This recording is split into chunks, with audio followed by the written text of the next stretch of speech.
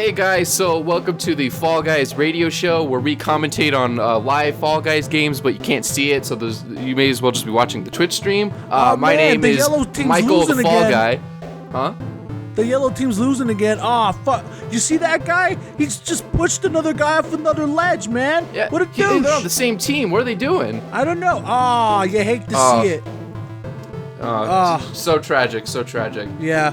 Don't you hate it when you're like 2 inches away from the finish line?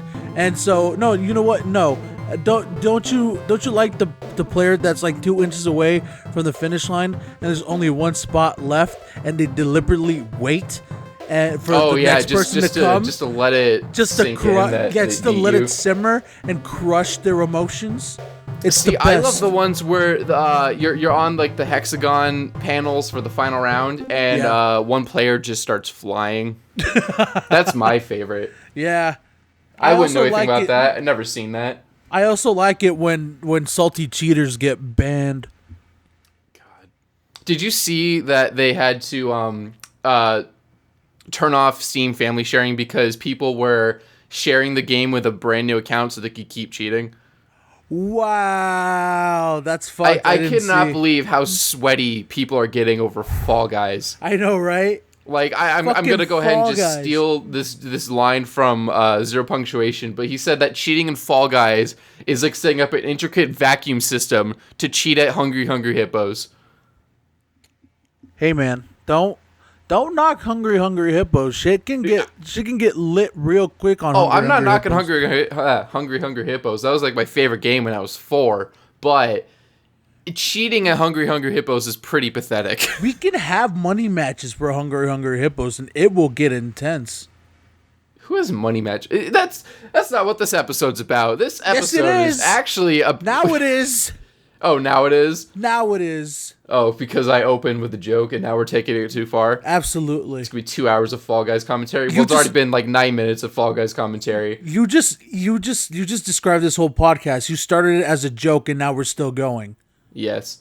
To keep with the format, or at least the format I tried to establish, I believe we usually use this time to talk about a previous episode, but I'm not sure what to even bring up. Yeah, I mean, news happens. I guess it's worth mentioning that Halo is delayed.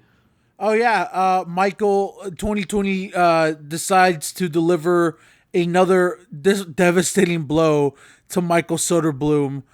The last vestige of hope is Cyberpunk at this point. It's not gonna happen. It's not coming out. I can feel it in my. Still might. I can feel it in my chest, Mike. It's not coming out. I'm not feeling good about it. I'm so. Did you see? Did you see that CD Projekt Red was doing an interview and they said like, yeah, we don't like where the melee combat feels. We don't like that at all. The melee combat. I thought that'd be like kind of secondary behind the shooty combat, unless they really want to be all around. Yeah, and then everyone's like, fucking, and it was a headline. And everyone looked at it and everyone went, this game's going to get delayed again, isn't it? It probably is. I respect and hate CD Projekt Red for being such perfectionists, but they didn't go diss ham on Witcher. I mean, Witcher had They went pretty ham with Witcher, but like this is clearly the magnum opus. Yeah, like they really want to get this one right. They really want to get this correct. But I wouldn't be surprised. I would put money on the fact that this thing is probably going to get delayed till, I want to say, late next year.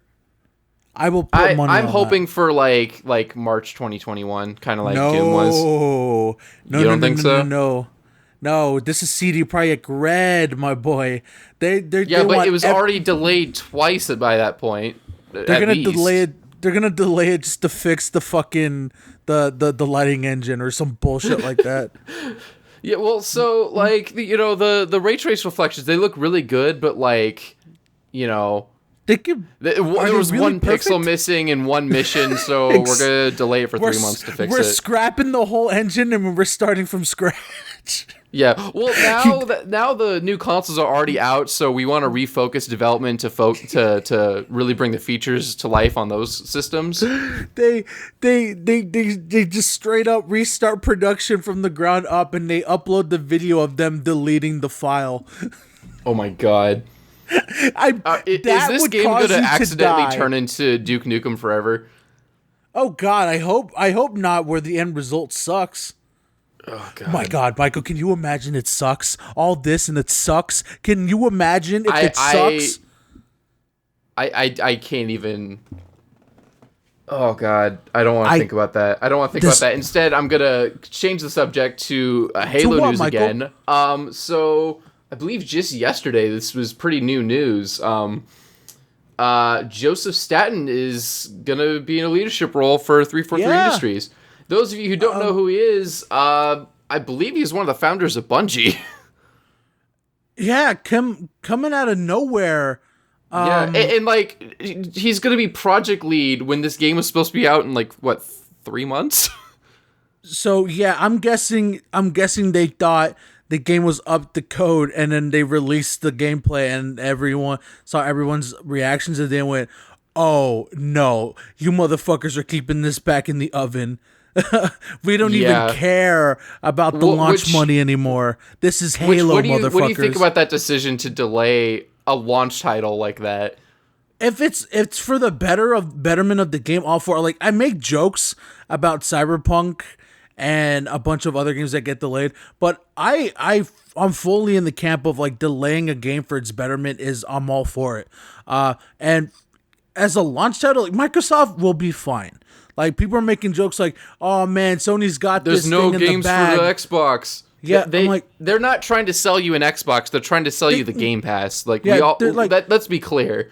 They're not. They already come forward. They've said so many times they're not in the exclusivity game anymore. They may have one or two, but they're not actively trying to compete with PlayStation anymore. Well, and their exclusives will be on PC. Yeah, they have so many areas to where they can get money and compete. For example, I fully endorse Game Pass. I think Game Pass is a fucking game changer. It's excellent. It's such amazing. A great value for what you get.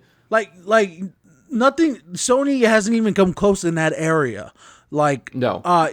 Yes. The PS Now is not great. No, it is not. I mean, does Sony have exclusives? Yes. Do they have the upper hand right now? Absolutely. But obviously, if you tear back the competition phase of it, you can clearly see that is all Sony has. Because besides having good exclusives and triple A teams at the drop of a hat, they falter everywhere else. They falter in their online service. They falter in other. Their online service has been behind Microsoft since the first Xbox. Let's be clear about that too. Mm-hmm. So yes, when it comes to launching a new gen, they obviously almost every time have the upper hand because that is their specialty. They did not with the PS3. That was the one time that they did not have the upper hand. They were way too high on their own fumes. Yeah, because they fucked up marketing and they had to come out and they got too big for their britches. $600 in 2006. $600 was a lot. Like, now you could release a console for that much, and I mean that's expensive, but I think people would be willing to pay that much for a PS5. PS3, hell no. Especially because at launch the games typically ran worse. Mm-hmm. Because even though the hardware was faster, it was much more complicated to develop for. Well, now, and remember, they wanted the PS3 to be a luxury item. That too. They wanted it to be like an iPhone before the iPhone. Remember the quote of the CEO at the time, "I want people to get a second job in order to get the PS3." That was a direct quote from the CEO. Yeah, you can't say shit like that, especially now. Did you? And now I feel like they're kind of getting too big for the britches now with this new generation, with this whole sign up to pre-order the fucking thing. Like, yeah, that was weird. I mean, I did it, but like, we know it's gonna be hot it's shit. Weird. So, only some of you are gonna get and I get it. Systems at launch are limited. That's probably more related to, they always sell out at launch, and it's going to be so much more difficult now. Like gaming stuff in general right now is constantly in low stock. Yeah. But did you not get a pretentious kind of feel from it? Oh, absolutely. 100%. Like, register to pre-order. That is where we're at now. Like I'm glad I didn't have to input my fucking card info, because it was the easiest thing. It's literally just your PlayStation login, and not even the password, just the username. That's the one positive I will give them. It was easy, and like all you have to do is plug in your ID, and you're done with it. But the fact that I had to do it, like this is I felt like, Sony, you are smelling your own farts right now. This is not as much as you did back to the PS3, but I feel this is like 10 degrees under, but still in that camp. I'll give them the benefit of the doubt and say that it may just be. I mean, I'm sure they're aware interest is high in this machine, especially with how popular the PS4 was. Yeah, but I think they want to gauge what the initial adoption rate is going to be, like what the actual demand at launch is, because I'm sure a majority of their sales were definitely post-launch, but I'm sure absolutely. that with how long, if I remember correctly, they were sold out of PS4s at launch for 6 months at least. Mm-hmm. Like there was a waiting list for a long time when that came out, because it came out in November, and I think I remember like up until April even they were pretty hard to come by. I didn't get one for like 2 years, but I also wasn't really looking for one. And the only reason why they had such a jump at the beginning of the PS4 launch is because Microsoft shot themselves in both feet. Shot themselves in both feet and blamed the carpet. And remember that fiasco? Remember that fucking fiasco? Oh yeah.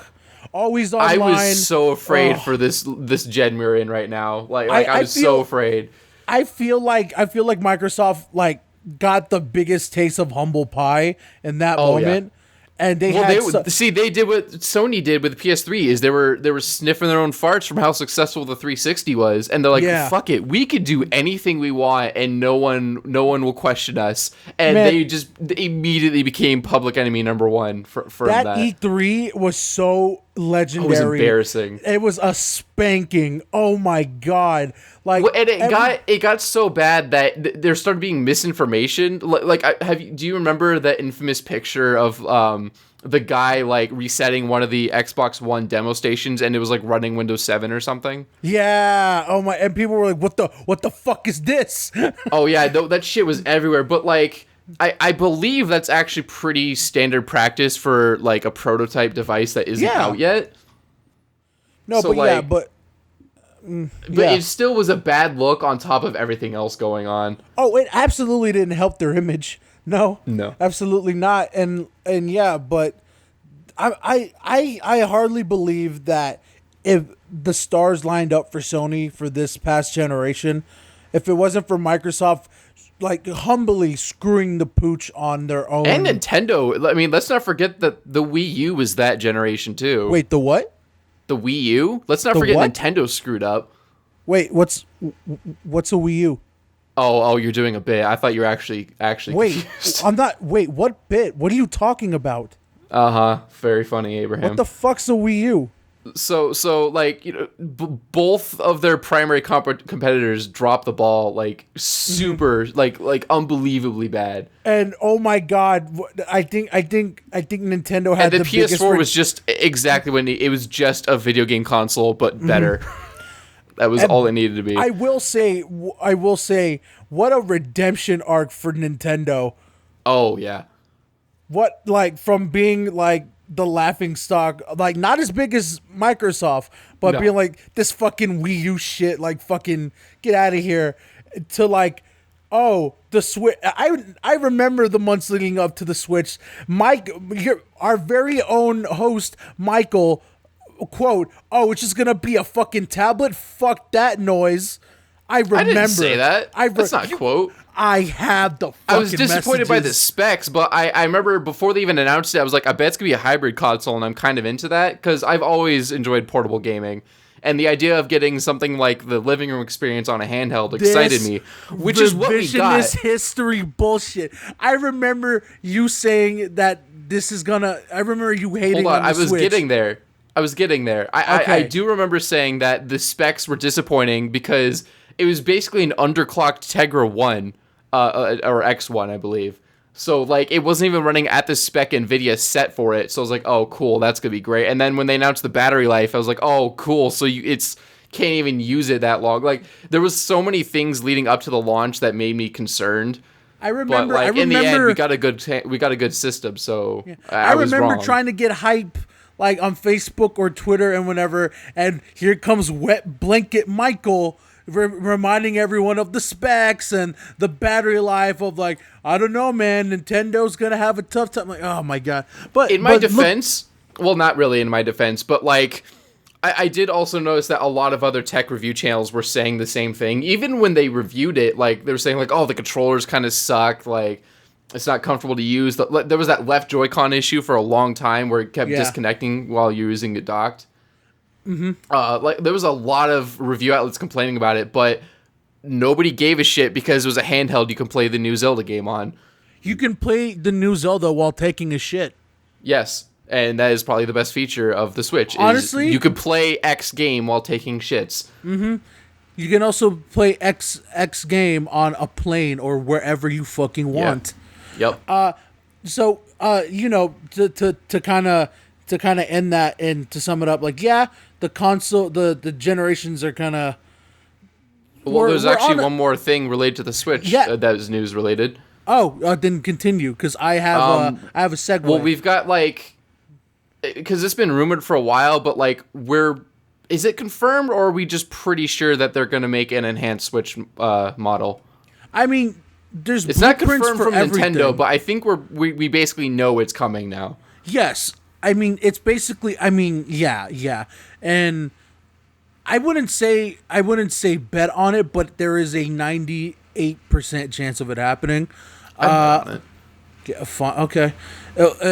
I can't wait for a repeat of history. They come out and announce it, and they release the specs, and Michael is sorely disappointed, and he's gonna. Well, I can't wait. I actually think that the people who are, like, talking about it are, like, overblowing with the specs because they're like, it's gonna have a 4K screen. And I'm like, yeah, I saw that. Not. No, it isn't. Fucking not. There's no way. You think if it has Nintendo... a 4K screen, then it's gonna be a waste because it's too small to really get anything out of 4K anyway. And I'm still very doubtful about it actually running, like, rendering games at 4K. I think it could, like, upscale to 4K, or, like, the UI, like the heads-up display and stuff. I think that could all be 4K. I don't think the games will run at 4K, and I think the screen might be 1080p if they're going to upgrade it, which I would really like. I would love a better screen. Honestly, I think for this, I'm going to make a prediction right now. I think if they do release an updated version, I think that they're going to make it slightly bigger.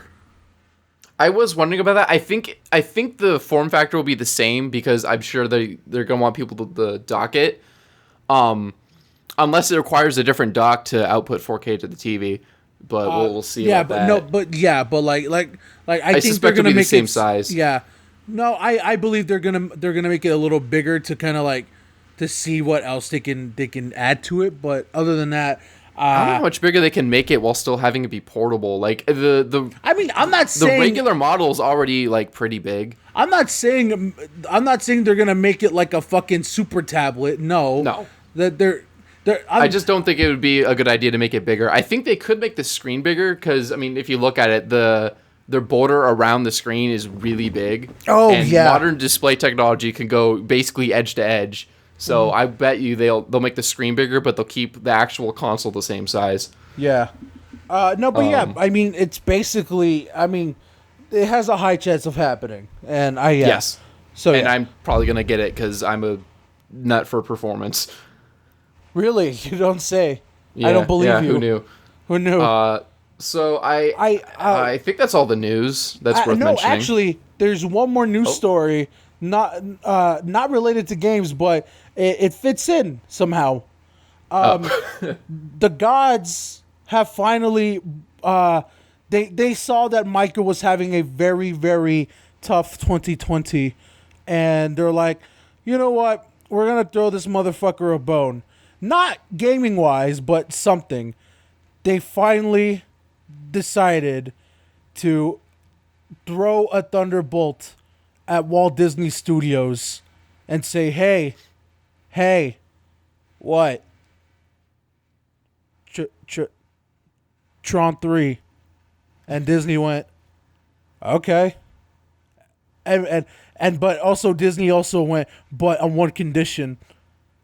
Jared Leto, though. Which is a condition I'm willing to accept, honestly. And that leads us to the reason why we're here. Michael, I hear you like Tron Legacy. Really, I had no idea. It's almost like I've obsessed over it in high school or something. I hear you like the wubby wubby sounds that Daft Punky make in the movie. Daft Punk doesn't do wub wub. Just go with the joke, you fucking wet blanket. But it's not wub wub. Just because you're willing to take a bit too far doesn't mean I will. Ladies and gentlemen, you're getting a look firsthand behind the curtain of what it is to deal with a flavorless milk toast co-host like Michael. First off, you act like there's a curtain there in the first place. You act like there's been a curtain at all since day one of this podcast. There's been a very lightly veiled curtain. It's a transparent curtain. It's it may as well not be there. It's still a curtain. Not really. Ugh. Whatever. The only curtain is the fact that we're not doing webcams, and I mean we could, but like we don't. Oh hell no! I look hella disgusting right now. I'm good. I mean, I have like my background set up for. I'm currently naked. But, huh? I'm currently naked right now. I mean, I think that's what the fans want. I mean, is it what they want or is it what you want, Michael? You can be honest. I said that's what the fans want, and if we're being honest, the fans are you, me, and probably I don't. Probably, yeah. Sanders, Sanders, if you're listening to this, get back to grading papers, you fucking lazy shit. Anyway. He probably watches this while he's grading papers. Honestly, yeah. But Michael, we are here to talk about Tron Legacy. Are we not? Legacy, yeah, there you go. A movie that had the potential, and I mean this without a degree of irony, had the potential to be a 10 out of 10 movie. But is it a 10 out of 10 movie in your heart? No, it's like a 6, but I mean, it could have been a 10. So all this time I had the impression that the reason why you wanted to make this podcast in general so you can gush about it. But I'm going to gush about a 6 out of 10 movie. That's going to happen. But you're also lukewarm on it, kind of. No, I'm just aware that it's not good. Oh, okay. So I thought I'm allowed to like a bad movie. That I have every right to do that. So wait, I'm willing to bet that you like some terrible movies. Wait, so right now you're calling this a bad movie? I'm calling it like an average movie. Let's go with that. It's an average, kind of disappointing movie. All right. Well, because I also did my own research, and while you were taking notes on the movie and all that boring shit, I did the real boring shit that is necessary for the show to make sense. I did the real hard-hitting research, and I came to a consensus that a lot of people treat this movie as like what's the word? Like a cult movie. Like it absolutely is. Yeah, and so like they didn't. I mean, get the first Tron was a cult movie. Yeah, I mean the fun fact: the first Tron did not do so hot in the. I believe I looked it up semi recently. I think the first movie lost money at the box office, but Tron Legacy did. It did profit, but not a lot. No, not as much as Disney would like, obviously. Yeah, but I mean, it did make money. Oh, absolutely. Plus, they had a shit ton of merch when this movie came out. Yeah, and like they had games, they had a TV show, they had I think they actually planned to do a bunch of shit at Disneyland, but I don't know if it ever came to fruition. They're gonna like build a kind of like the Star Wars land, but on a smaller scale. It's gonna be like the Grid or something. They have the light cycle ride at Tokyo at Disney Japan. Oh no! Did they really? Yeah. Oh, I wish I would have gone. Look it up. It looks really fun. No, but yeah, they went all ham with the marketing with this movie. Well, because they thought it was going to start like a whole like multimedia franchise. And yeah. I mean, it did for like 3 years and then it died because it wasn't making money because Tron was always a cult classic. Fun fact, this movie got its first trailer premiere. Do you remember where this trailer got its first trailer premiere? I don't know where, but I remember watching it online. It got its first trailer premiere at the Video Game Awards back on Spike. Really? I know this because I remember watching it back then on TV, and it was one of the selling points where Jeff Keighley's like, "We got the first look at Tron Legacy," and I'm like, wow. "Oh fuck!" And I remember they also gave the first look at Pacific Rim as well. So they had yeah. So yeah, they were Jeff was wheeling and dealing for this movie. But yeah, they clearly had big plans for Tron. Now, Mike. Yeah. This episode was your idea. I mean, I like Tron, but this is clearly your episode. So I want you to tell me, how is this episode going to work? Because it's going to be more like our older episodes where it's based on one topic, but I don't really hate this movie. Are there things wrong with it? Yeah, but I'm not going to openly trash it because I don't hate this movie. So how is this going to work? So I think I'm clearly gonna not be the cynic for this one. So that will be you. Okay. You have to. Oh yeah. Fight with me on it. But like, yeah, I'm still gonna point out things that are wrong with it because I did write down. Oh, sorry, I didn't realize you were talking. Go ahead. No. You're good. I figured you said that. You would say that because I also have a list of. I compiled a list of cons and negatives that a lot of people had with this movie, and I will bring those up in whenever relevant. Right. But yeah. Just so I get the record straight, I don't hate this movie. In fact, I think I would rate it a lot higher than Michael. I would give it a 7 out of 6. Okay. But yeah, I remember watching this movie in theaters release day, in 3D, of course. Yep. Did you see the IMAX or did you just go to like Cynic or something? I saw it in IMAX. Oh, you did see an IMAX. Okay, yes, I did not see it in IMAX, so I didn't see the like adjusting aspect ratio until I got a Blu-ray copy. So yeah, I saw it in IMAX to a theater of 5 people. Oh no. Mm-hmm. Oh man. It was me, my cousin, and like 3 other people. Jeez. And you know this how was opening big, weekend? You know how big IMAX theaters are. Yes, no, I'm aware. I mean, I've only seen like a handful. I think the last movie I saw in IMAX was Interstellar. Ugh. But like, I'm aware how big they are. God, I'm so sorry. That was actually like a really good IMAX experience. Like watching it at home is kind of meh, but like seeing that movie in IMAX was super nice. Oh man. I know you don't like Interstellar, but no, we're not talking about that movie. No. We'll probably do an I episode. will say I cooled off on that movie a little. Like I've watched it again recently. I'm like, oh, this isn't as good as I remember. It still has a lot of moments I like, but it was definitely a much better first time experience for me. But like, yeah, whatever. So real quick, I've just a little tidbit in there.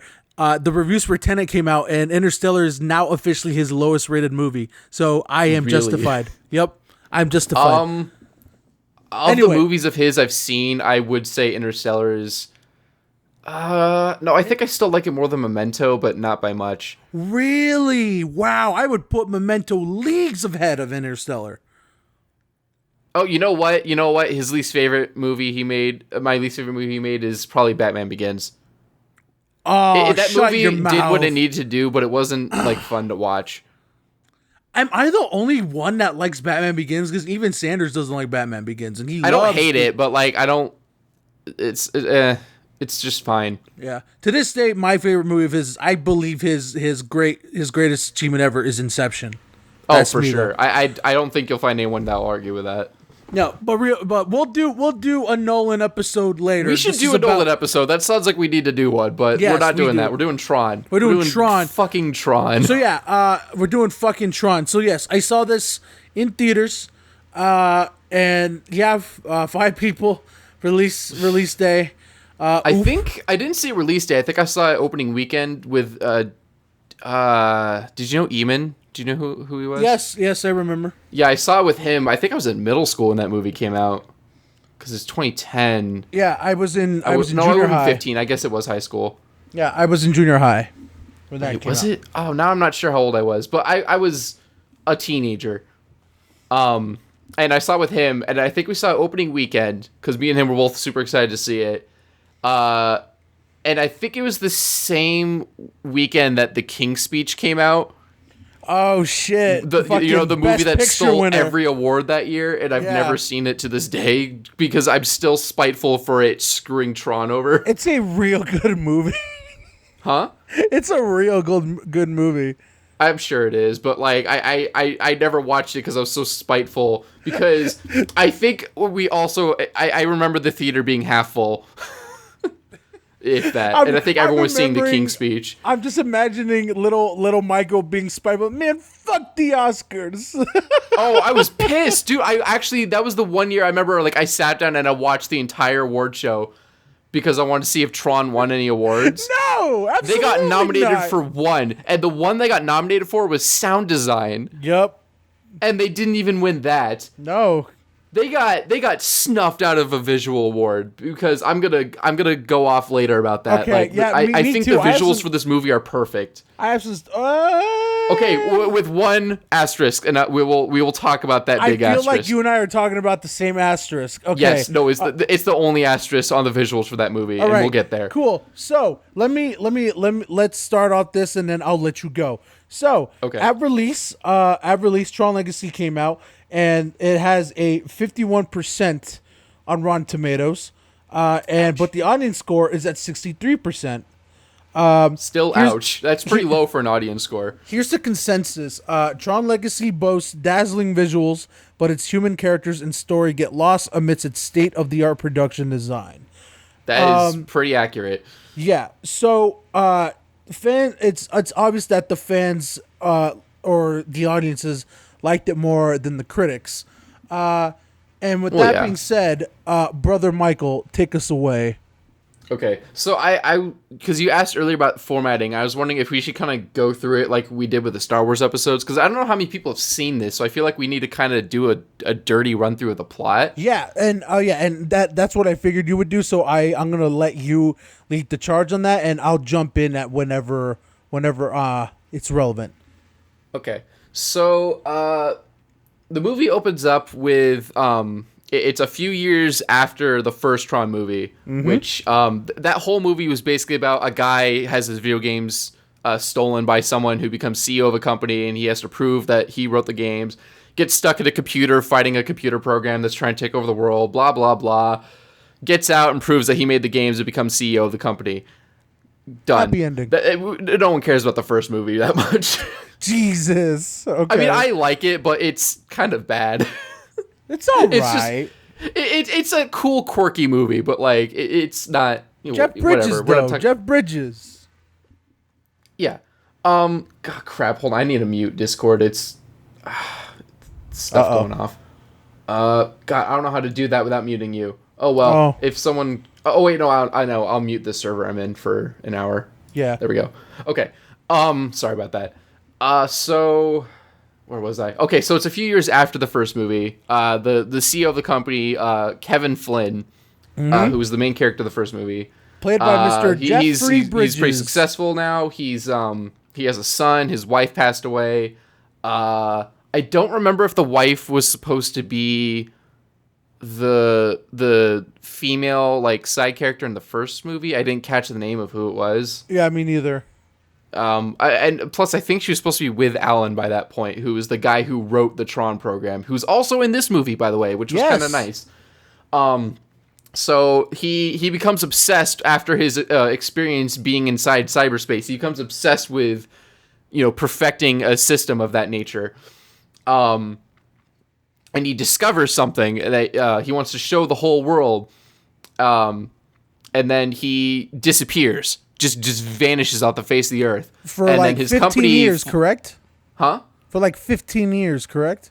So it was, the movie opens on 1989, and that's the night he disappears. And I think it was supposed to be modern day, and I believe the movie came out in 2010. 2010.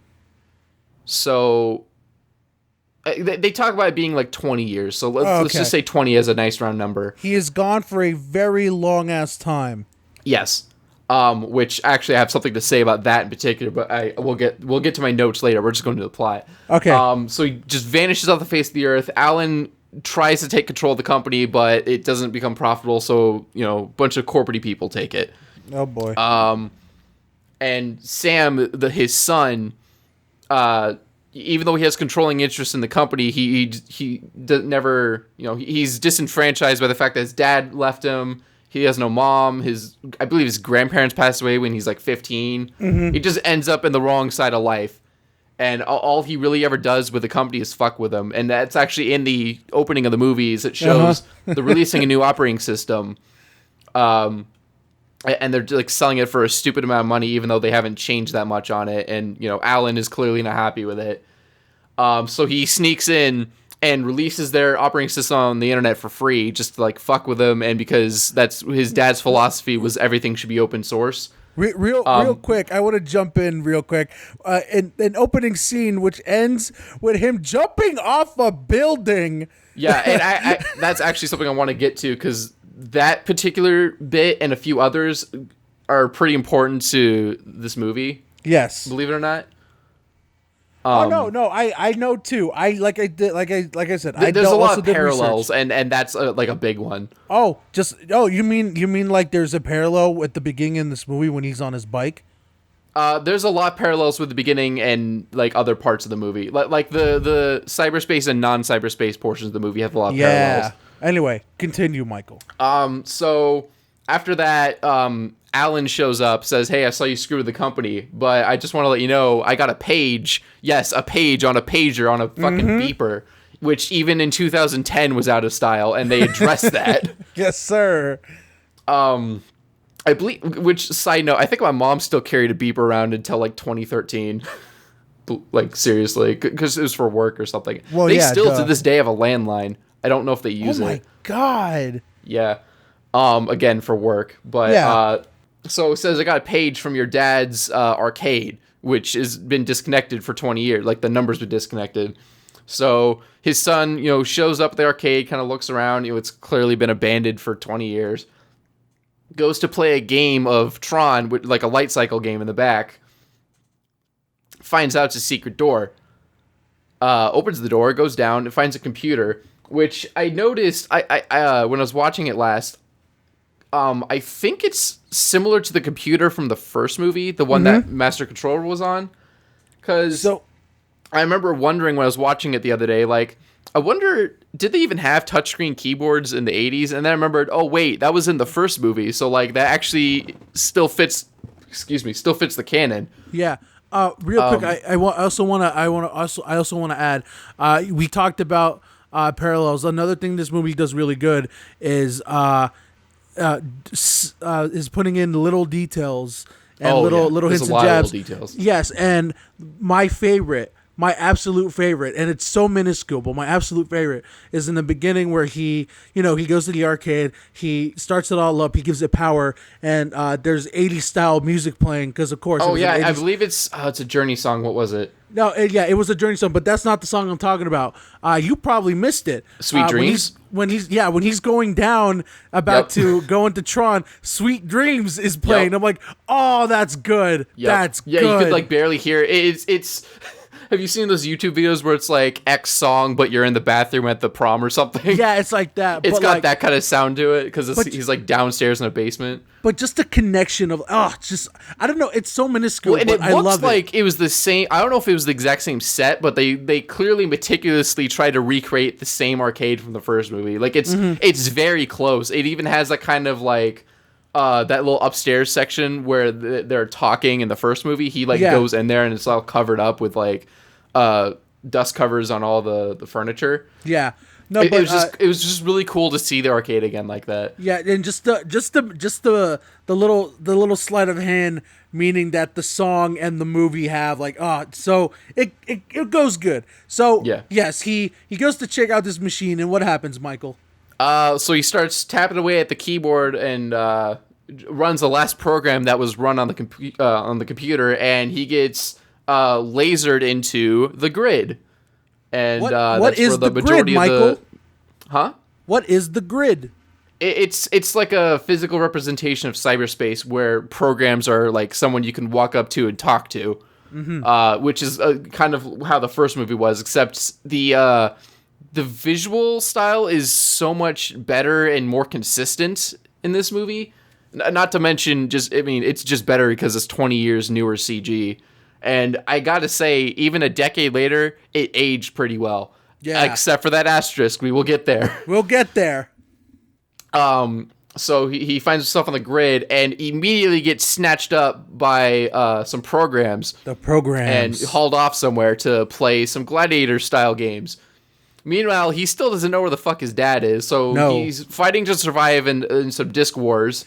Insert the coolest character in the movie. I didn't hear you. Insert the coolest character in the fucking movie. Coolest character in the movie? Rinsler? Fuck yeah, Rinsler. Rinsler is so cool, but that's also because there's something about Rinsler. I like that, like, his growl sounds like a hard drive clicking. Oh, it's so... Rinsler is so fucking cool. As soon as he comes out with the dual disc and like just the just intimidation. I actually noticed. I took a note of this, but he seems to always have two of everything. Mm-hmm. He has two discs. He's carrying two light cycles around. He carried two planes at the end of the movie. Yep. He just comes like akimbo everything. Oh, absolutely. Like, which makes what him... kind of motherfucker rolls up to the club with akimbo bicycles? Because literally rolls up to the club, by the way. Like, I don't know if you remember, he's like downstairs at the end of line club, like just shows up in a recognizer. And I bet you he had two planes on him then too. Absolutely. Sam fights Rinsler in a disc. Well, he fights a couple people and then Rinsler, Rinsler. And I think Rinsler, the way they present Rinsler, like even the way they announce it, like, now they make it so Rinsler. clear, like, if nothing else, he's at least the reigning champion of the games. Yeah, like when he's like, now releasing Rinsler, like he's a caged animal. They say now new champion Rinsler, and then they say releasing Rinsler when he goes off grid and tries to run away. Yeah. Yeah, like he's basically the anti-malware program of the grid. Fuck. No, but yeah, as you can tell, Rinsler's cool, and there's a reason for that. Michael, please continue.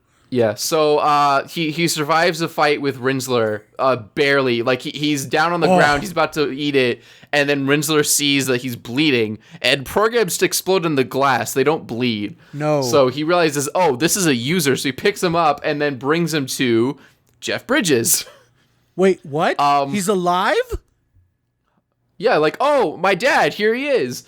Except if you saw the trailer, this is already spoiled for you. It's not his dad, it's Clue, which was actually a character from the first movie, too. Who is Clue, Michael? So in the first movie, Clue was a program that Kevin Flynn wrote to break into the Master Control program to prove that he wrote the games, but it didn't work, so he ended up going in himself by mistake. So the Clue in this movie is technically Clue 2. Mm-hmm. And I believe the acronym is like Codified Likeness Utility. He's an AI program is what I got from that. Yes. And he was a program written by Kevin Flynn to help him run the grid while he was away. But he's clearly taken over and he's ruling over everything himself now. So he ends up in a light cycle battle against him and a bunch of other red boys with his team of blue boys. And probably the coolest action sequence in the whole movie. Huh? It's more orange than red. So Clue is like yellow-orange to distinguish him, but everyone, all the other bad guys, quote-unquote, are red. All right. But yeah, Clue definitely has a more yellow tint to him. Yeah, and so the light cycle fight is one of the coolest sequences in this movie. It's so well shot too. Like I may as well get that part right now. But like it's you'd think it would be so hard to visually understand what's going on with like all the sweeping camera angles and like going up and down and like the fact that the floors are transparent and multi-level and like there's 10 people fucking driving around, like, but you don't really get like feel like you get lost. Like you understand what's going on and where everyone's going. And like even when weird shit happens, like they start driving through that funnel, like you immediately understand where they are spatially. It's really well done. I gotta give him props for that. So then, you know, again, narrowly survives this, like loses his bike and all of his teammates, and he's like, well, I guess this is where I die. Like, here he's coming at me with a bike, and all I've got is this shitty disc I've just learned how to use today. When a fucking, like, dune buggy shows up and grabs him and, you know, brings him away. Who's driving the dune buggy? That is Cora, who we'll find out later who she really is. Yes. But she brings him off the grid to surprise where his dad actually was this whole time. The dude himself. And, where he's been for 20 years. Except actually, so I noticed like he's like been a long time, and then Kevin Flynn says you have no idea. And then it occurred to me that they make a point of how on the grid, time is slower than it is in the real world. Mm-hmm. I don't know if you see where I'm going with this yet, but I did some research online and try to figure out, like, because they refer to, you know, cycles and microcycles, because they say that the portal stays open to leave the world for 8 hours, which is one microcycle. Mm-hmm. And some quick math and research online suggests that after 20 years of grid time would be about 1,000 years. Damn. Has that sunk in yet? It Kevin really Flynn like has been inside a computer for 1,000 years. The cycles have not been kind to you, huh? Uh-huh. So, yeah, that's...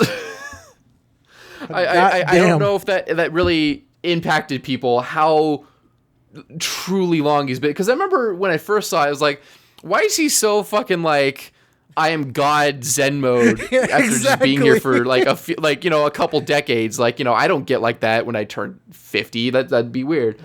Oh, he's been there for a millennium. Uh-huh. Like an unbelievably long time. He is a foreign body that has been in a unforeign place for a long amount of times. Shit's gonna happen.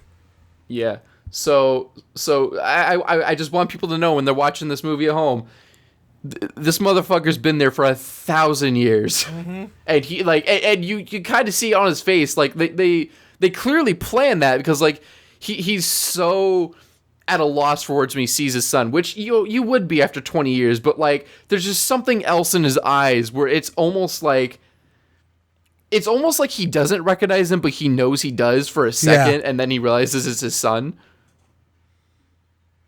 Well, yeah, not seeing your son for like 1,000 years your time is gonna is gonna do something. Yeah, it's just an interesting detail that I kind of wish they drawn just a little more attention to, not like too much where they just overtly said it, but I wish it was more than that one line that gave it away. They could have had like just one conversation from it, and that's it. Well, because they say something later how Clue's been looking for the disc for 1,000 cycles, but that's like meaningless unless you do math. Yeah. But yeah, 1,000 cycles is 1,000 years basically. Mm-hmm. Or maybe it's half that. I don't remember. I spent a lot of time looking at conflicting math online, because there's like a canon explanation for how long a cycle is, and then there's like how long it would be based on the millicycle measurement. Like it's not consistent, but it's in any case, he's been in there a lot longer than 20 years from his perspective. Yeah. So then after that, like, you know, they have a little talk, and, you know, he explains like, oh yeah, so Clue took over and I couldn't get out because the portal shuts after 8 hours. and can't be opened from the inside, which is a horrible design flaw, by the way. Oh, really? And also, no, I'll get there when we critique it. Yeah. So explains, like, blah, blah, blah, can't do that. It's like, okay, well, I just came in here, so the portal's now open. Let's go. He's like, no, we can't, because Clue wants to get out, too. And that would be so much worse. So let's just, like, not do anything and let him fall from the inside, because he's doing so much fucked up shit that, like, eventually the programs in the city will turn on him. Sam says, fuck that, steals his light cycle and goes to find a guy named Zeus, who supposedly would be able to sneak him out of the city. So he shows up at this End of Line Club, which has Daft Punk as the DJs. Yeah. And he gets double-crossed by Zeus, because he's actually working with Clue. So Cora shows up. I don't know how she, like... Oh, well, no, I guess because, like, Kevin realized that he left, so they both went, and Cora probably just went ahead, because she can actually fight. I just want to say real quick, Michael Sheen, who plays Zeus... What a performance! Oh, my God! Yeah. I wish he had more screen time, because I really enjoyed him. Zeus was great. Zeus was portrayed as being such a very, very flamboyant. No, not flamboyant. Asshole. But you could tell Michael Sheen was having a good fucking time, like waving his cane around during the fight, like fucking screaming and son of Flynn, oh fuck, man. I believe he says the son of the maker. Really? I didn't and then catch he's that. just like blind firing this like machine gun cane into the crowd. So yeah, during this fight scene in the club, which is very, very cool, Cora shows up to assist, and Cora and Zeus have history.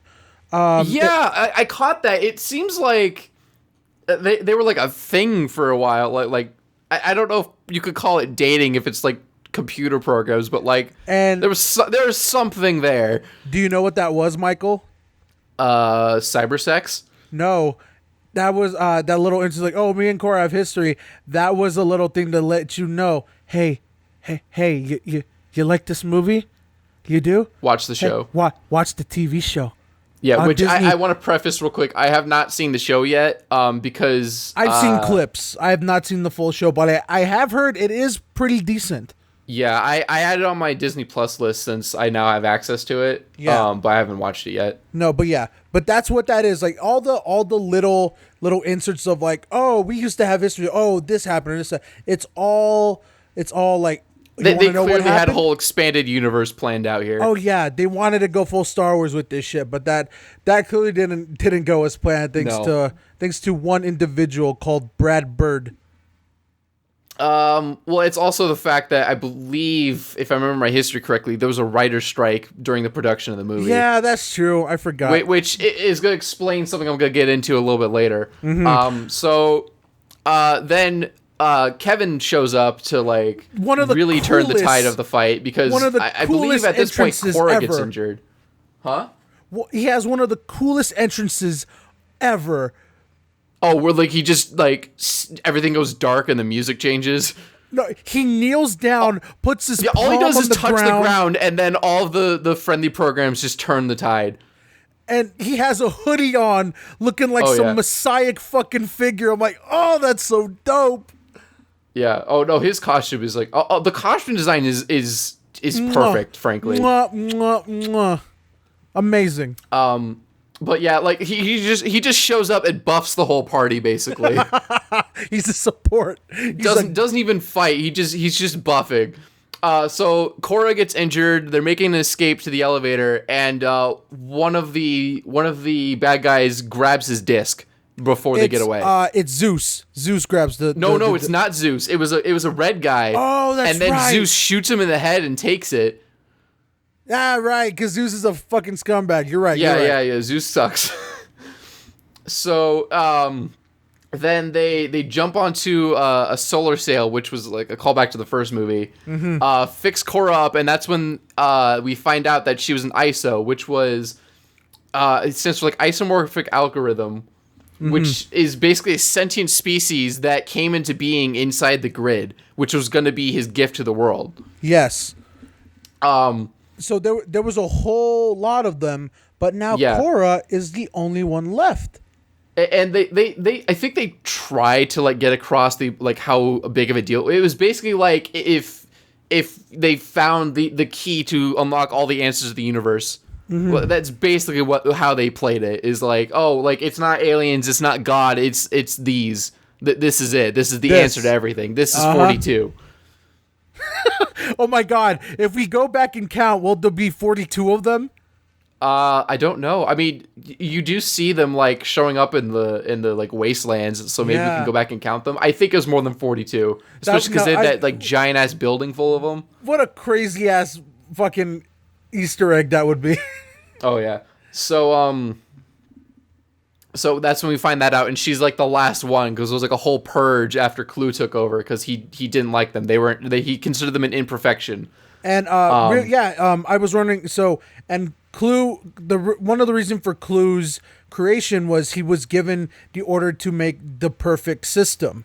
Yeah, that was basically his one directive, was make a perfect system. So then they get to their destination, and it's like a giant like battleship, which is actually the same design as the first one in the first movie. Yeah. Which is pretty cool. And it turns out that why Clue's been snatching all these dudes up is because he's building an army. Why is he building an army, you ask? Because he figured out that if he has Kevin Flynn's disc, he can take the battleship and everything on it into the real world. And his whole plan was literally world domination. He's going to conquer Earth because they're imperfect. So, shit's bad. Shit's real bad. So, Flynn and crew. Oh no, sorry. Korra sees that Rinsler is between them and the disc, so she deliberately, like, she hands her disc off to Kevin and friends, and runs off to like distract Rinsler so they can have a chance to get away. And you also notice some weird things about Rinsler during this movie. Oh yeah, I think that was when Kevin Flynn realized that it was actually Tron. Yeah.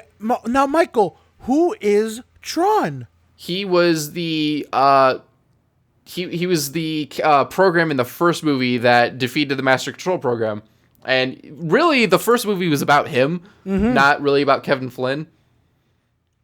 Whereas this movie is not about Tron at all, and it's about Kevin Flynn. Kevin Flynn, yeah. Even though Kevin Flynn is not the main character. No, it's his son. But it's very much a story about Kevin Flynn and like his hubris and his downfall and his redemption. Yes. So yeah, you find out that Rinsler was actually Tron. Right, and the reason he has two discs is because one is his and one was taken from an enemy program he killed, and he still had both of them when he was corrupted. What a scene that was! Yeah, I kind of wish, like... Never mind, we're not getting into that. Yeah. Kevin Flynn goes to find transport to get them away from the battleship, and Sam Flynn goes to get the disc back and save Korra. Then they get on a plane thing and make a run for the portal, and Rinsler, Clue, and like 3 other henchmen follow after them in smaller planes. And then Star Wars happens for a little bit. Yeah, very, very cool Star Wars. I may add. It's fine. Here we go. It's fine. It's pretty cool. Michael's so they kill everyone except for Clue and Rinsler. But Rinsler at this point is starting to have second thoughts and like not sure which side he's on anymore. And then at the moment when he has a clean shot, he turns away, and then Clue's about to take him out, and Rinsler comes back around. Except now, I guess he's Tron, and just rams into Clue, and blows both of them up. So now they're both free falling, and Tron, because because Rinsler always carried 2 of everything, he grabs the second plane and goes to deploy it, but Clue takes it from him and disappears. So Kevin, Sam, and Cora are now at the portal. They walk up and they see Clue's already there, somehow got ahead of them and is waiting between them and the portal. Mm-hmm. So Cora uses the fucking Batman utility belt grapple gun that she just suddenly has. Gets her and Sam past Clue, but Kevin's still behind them. Except he doesn't have his own disc. He has Cora's disc. So Cora has Kevin Flynn's disc, and they use it to get out while Kevin Flynn sacrifices himself to stop Clue. In a very last-minute messiah-like Jesus power. Oh, totally. That he pulls out of his ass to pull. Well, no, they bring it up like way earlier in the movie, but Coach could have said like, "Oh, we could stop him, but it would require reintegration." Okay, so do it. Well, he wouldn't survive doing it, and apparently nothing. It would be like setting off a fucking nuke inside a computer. Mm-hmm. So, which is exactly what he does. Like to save his son, so he can have a chance to get out. He does that to sacrifice himself and delete everybody. So yeah, is that implied? Does he actually destroy the grid? I mean, you see the portal explode, you see him explode, you see the battleship explode, and then it shows, like, way off in the distance, like, on the shores of the grid, and it just keeps going past the camera. Mm-hmm. And then everything in view is just gone. It's just water and, like, grid lines for miles. Yep. So I think he just, like, Control-Delete and then just end task on the grid.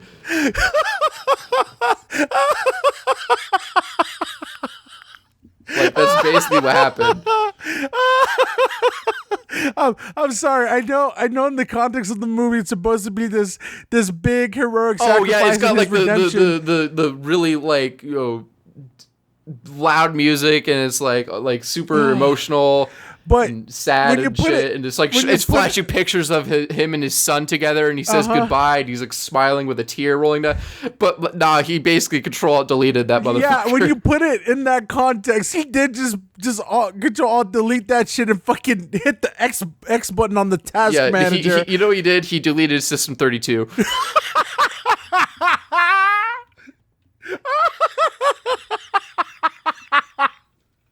Oh, that's so money. So Sam and Cora make it out. And the next scene is in the real world, and it shows his son, Sam Flynn, pop a hard drive out of the grid, the computer in the real world, and he wears it around his neck, and that is clearly supposed to be something for the sequel. I think like the code for his dad is in there or something. He's trying to find a way to get him back. I assume that's where that was gonna go. We don't know. I think that thing is supposed to be like his disc. Right, yeah, because they got his disc out, but they didn't get him out. So I was curious if that's where that was going. But Cora is also now out. Flesh and all. So he meets up with Alan, like in the arcade, and says, "Oh, you're right about everything." Like, because I think Alan earlier in the movie said like, Sam said, "You're acting like I'm gonna just go in there and see him still working." Like, "Hey kid, I lost track of time," and then he tossed him the key for the arcade and says, "Wouldn't that be something?" And sure enough, that's kind of what happened. So honestly, I guess that's what you're saying. Like, yeah, he was just still chilling at the arcade for 20 years. Mm-hmm. So, and then he makes some reference like he's gonna take the company back, and then he takes Cora to see a sunset because she'd never seen the sun before, or sunrise, I guess, because it was like the next day. Yes, it was morning. It was morning as he heads out the arcade. Right. And so she saw the sun for the first time. She made some mention earlier in the movie that she wanted to see the sun. Mm-hmm. And then the movie ends, and then my favorite credits roll just because I like the music, and it's like it just looks cool. And that's Tron Legacy in a nutshell, ladies and gentlemen. Yes. Now we get. I forgot to mention that the son of Dillinger is in this movie, and he was clearly meant to be an important character in the sequel, especially with who they cast for him. But Mr. Cillian Murphy. Yep, that's the one. Mm-hmm. But clearly, someone saw the script and went, time to get Mr. Snip Snip on this. Yeah. Well, no, I think it was meant to be for the sequel because you don't cast someone like that for a minor role. Oh, absolutely. And I do believe that the original plan was to, in the sequel, like it was gonna be all about Dillinger was the bad guy or something. So yeah, that's Tron Legacy. And I have 5 pages of notes about what we just talked about. Now, where do we start? Yes, where do we start on this, Mr. Michael? I think we could start with the fact that I believe the movie can very easily be split into 2 halves. Both like literally like halves of the movie time-wise, but also like quality-wise. Yeah. Because there's clearly there's a scene in the movie where everything following that is clearly not the same bar. And that is the Finding Zeus part of the movie. Everything after that is just a precipitous drop in quality. Really, you think so? And I believe that is directly related to the writer's strike. I think that was where they were when that happened, and they just rushed everything else together. Because there's so much setup earlier in the movie, which either has cheap payoffs or no payoff. And there's there's a lot. That is actually a serious problem with this movie. Is there's so many setups, and a lot of them don't pay off, but a lot of them do. And yeah, but most of them are just callbacks and trying to get you hooked for the TV show. Right. But like the most obvious one is just a straight up Chekhov's gun, which is the Kevin Flynn's light cycle, the one that's like the classic one from the first movie. Cora like directly makes a reference to the fact that it's the fastest one on the grid. So you're thinking in your head like, oh man, there's going to be some crazy chase scene later where like he's going to be so much faster than all the other light cycles and he's going to be able to get away from them. And no, that doesn't happen. He literally in the following or like 2 scenes later when he actually uses it, he just uses it to get to the grid, dumps it off on a hobo, and then that's it. That's what they did with that light cycle. That it was just supposed to be, hey, remember that? Remember that? You remember that. Which I don't think that was actually how that was supposed to be used, because like I don't know if you remember, but like during the light cycle battle, one of his teammates lost his light cycle, so he goes and picks it up to give it back to him, but he gets killed before he can give it to him, or as he gives it to him rather. And you see him like look at it and then put it on his hip. Like he's going to use it later. But he does not use the light cycle ever again for the rest of the movie. Even after his gets destroyed in that fight, he doesn't use it. He just grabs his disc. Which is just strange. Like they clearly set that up for something but didn't go anywhere with it. But by the way, real quick, when they're getting ready for the light cycle fight, I don't know if you saw, but they made a lightsaber joke. A lightsaber joke. And this is before they acquired the rights to Star Wars. And I just thought that was hilarious. Oh, it was funny. It was probably one of the better jokes in the movie, because there was a few times they try to stick humor in there, but that one probably landed the best for me. No, but yeah, this world, so with the writing of this movie, I saw a lot of people have the same issue, the same big issue. The characters are flat. Yes, they have some of the most colorful, colorless characters, and one of the most telling is the protagonist, Sam. He's not. Oh yes, I was gonna say Sam. Hang on, I have a note specifically about him on this exact. Yeah, here it is. Sam doesn't have any real character. He does the bare minimum to fill the underdog hero role. That's what I wrote down for him. I mean, his own motivation was to basically find out what happened to his dad. And right. He does and then that. After that, get his dad out. Get his dad out. And that's pretty much it. The whole development of him and his daddy issues is mostly on Kevin's side, because that's basically what his issue. Sam's not given a lot to do in this movie besides being the insert to being the audience insert for the movie. The only scene that had that he was like a primary, not even primary, but like the only scene where he was involved in something emotional is when he first sees his dad. That is the only emotional scene for me in the whole movie, where like, because for obvious reasons, especially when you realize that Kevin's been in there for 1,000 years. Yes, sir. But like you see, like Kevin Flynn is just so overwhelmed that he like takes a step outside, and then like that's when he sees like the portals open, and he kind of has a realization of I can get out, and then the secondary realization of but I shouldn't, and then later we find out why. Mm-hmm. But you see Sam Flynn, he's had daddy issues his whole life, and then also just moments before had the double twist of thought he met his dad but actually didn't. And like he actually like starts crying a little. Like I didn't remember that. Like that is like the only emotional scene in the entire movie. Yeah, and then I think the two standouts in this movie are Jeff Bridges and Olivia Wilde. I was gonna say Zeus. Olivia Wilde was pretty flat for me too. Really? No, I thought she did a real good job for what she because Cora's supposed to be kind of a naive. She's naive, yes. Yes. But like that's kind of her entire character is naive badass. But they don't really go anywhere with it. Yeah, I wish they would kind of, because she's basically the MacGuffin of this story besides the disc. Right. Like she's the reason why Kevin wants to get her out. Actually, I think you just actually touched on another issue with this movie is that they try to do too many things, and I've seen this criticism a lot from critics specifically. Is they try to make it we need to get Cora out because she's the key to all the answers in the universe. Oh, we need to get Sam's dad out because he's been stuck here for 20 years. Oh, we need to get out because the world will fucking end. Like there's all we needed was let's save dad. That's all the movie needed to be, and that would have been enough stakes.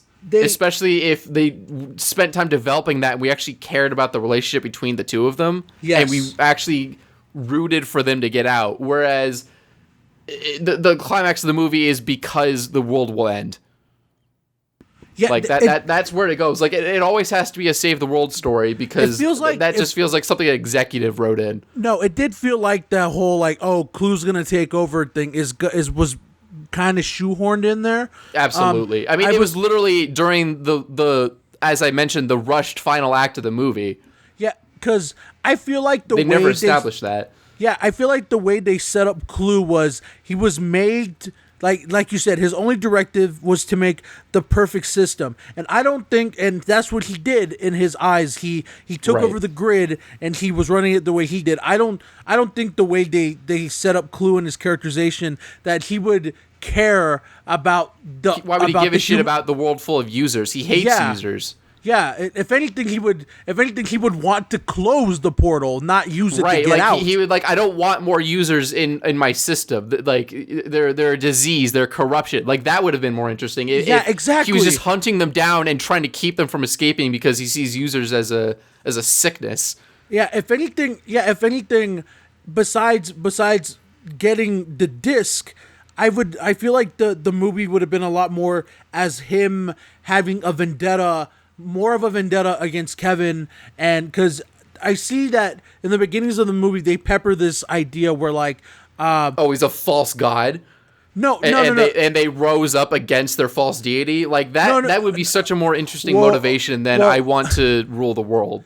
I wasn't actually gonna go there, but that. Okay. I thought we were talking about shitty motivations. Because he's such a boring villain. No, They set up this very interesting premise where Clue was created by Kevin and he was one of Kevin's creations and thus gets the parallel of Sam, which is also one of Kevin's creations. Right. So I felt like they could have done something more of especially with the line at the end where he figures out that he got duped.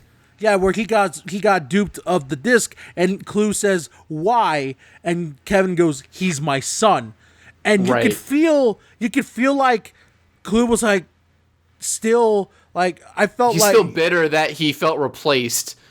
Mm-hmm. And I felt like they could have used that angle more of him. They needed to, yeah. Instead of having a vendetta against Kevin, he would go and use it against Sam, so that way.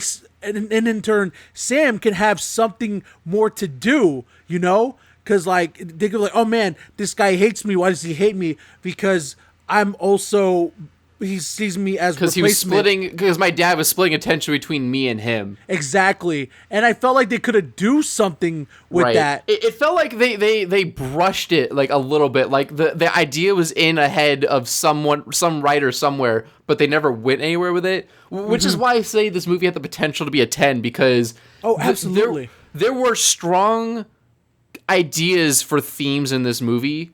And the visuals were there, the soundtrack was there, the world was there, and they did all the work to have the world and put something into it, but they just had nothing to give the world. Yeah. And that's why this movie drops so much on my score. It's a situation where they have this big, amazing sandbox to play in, but there's nothing in the sandbox. This is why I wanted a sequel so bad, because I saw what there could have been, and I knew, like, if they could just get the writing right for this movie, it would be perfect. Like, they just need to get that third movie, and they need to get it right, because the second one was so close, but it just tripped and fell so bad on the writing. Yeah, I agree. Like, I mean, the writing itself is not god-awful. It doesn't. Sam's writing is pretty bad. Most of his writing was just like one-liners. Because remember, that's all they wanted him to be, was the self-insert, was for the audience, which I guess for a movie like this kind of works. I still think they were trying too hard to like make it like a father-son like redemption story kind of thing. Yes. Or like, but they just. I only felt it on Kevin Flynn's end. I didn't feel it on the son as much. I did a bit in the early parts of the movie, but like again, that second half where they just rushed it, like I didn't feel it. So you were talking about stuff that was wasted and potential. Another big part that a lot of people thought was wasted was Tron. Yeah, himself. A little bit. I know that I said that Rinsler himself was cool, and I felt like they could have done something. Again, they could have done more. I think they should have shown like the conflict inside him a little bit more. Absolutely, because kind of like what they did with like Return of the Jedi. Like they kind of built up the fact that Darth Vader might be conflicted internally. Yeah, and also but there was like a last minute like during the final fight thing.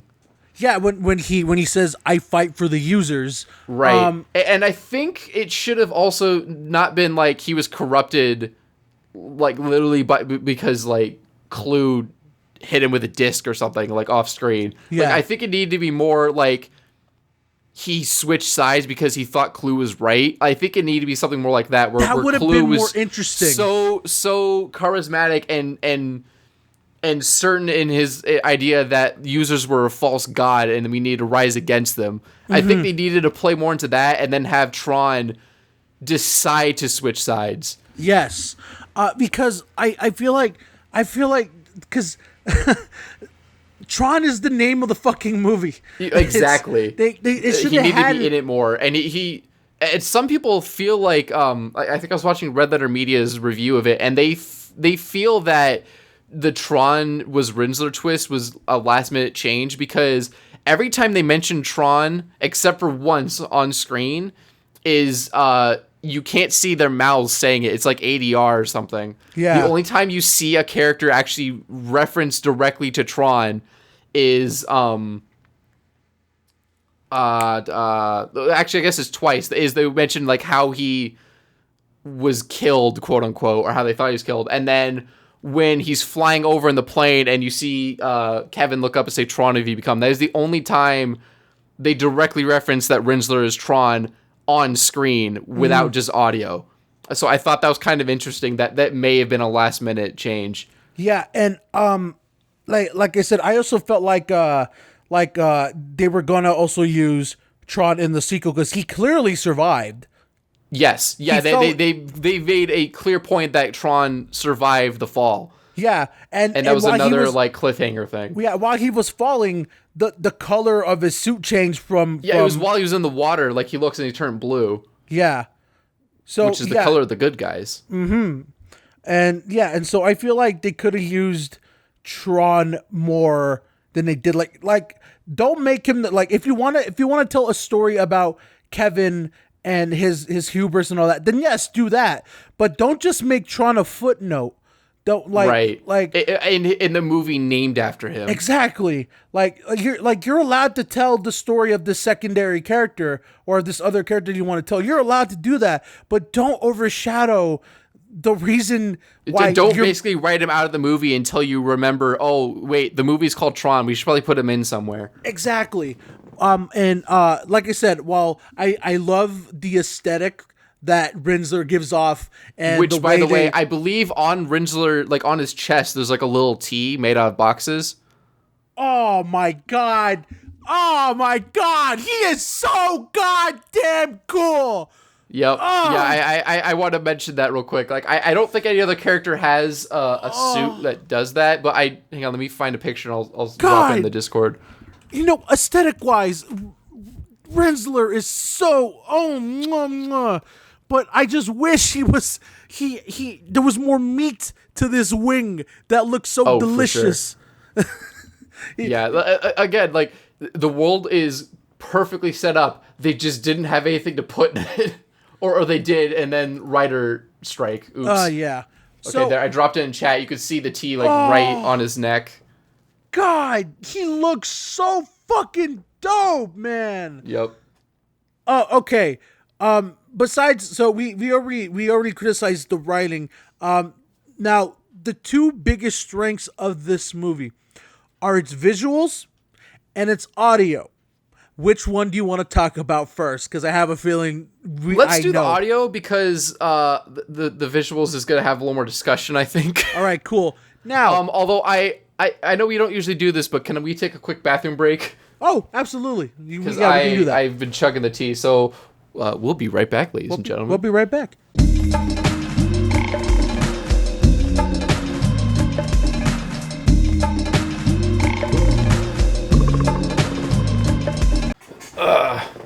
We're back from the piss, ladies and gentlemen. Yeah. Oh my God, there was so much blood. Like, couldn't imagine. Alarming amounts of blood. But that's not going to stop us from talking about the amazing soundtrack that Daft Punk gave us in Tron Legacy. Oh man, this was like right when I was starting to get into Daft Punk too. Same here. Oh man, I discovered them a little before that. It's actually kind of funny. So in middle school, I was in middle school when the song "Stronger" came out by Kanye West. Yeah. And while I wasn't that into rap, I really liked the chorus because of the robot voice in the background. It was like a sick beat. I was like, oh, this is kind of neat. It's dope. So I look it up online to like find a music video for it, and I'm like, what the fuck is this anime bullshit I'm looking at right now? This isn't the song I'm looking for. Why am I watching an anime music video for the song I was looking for?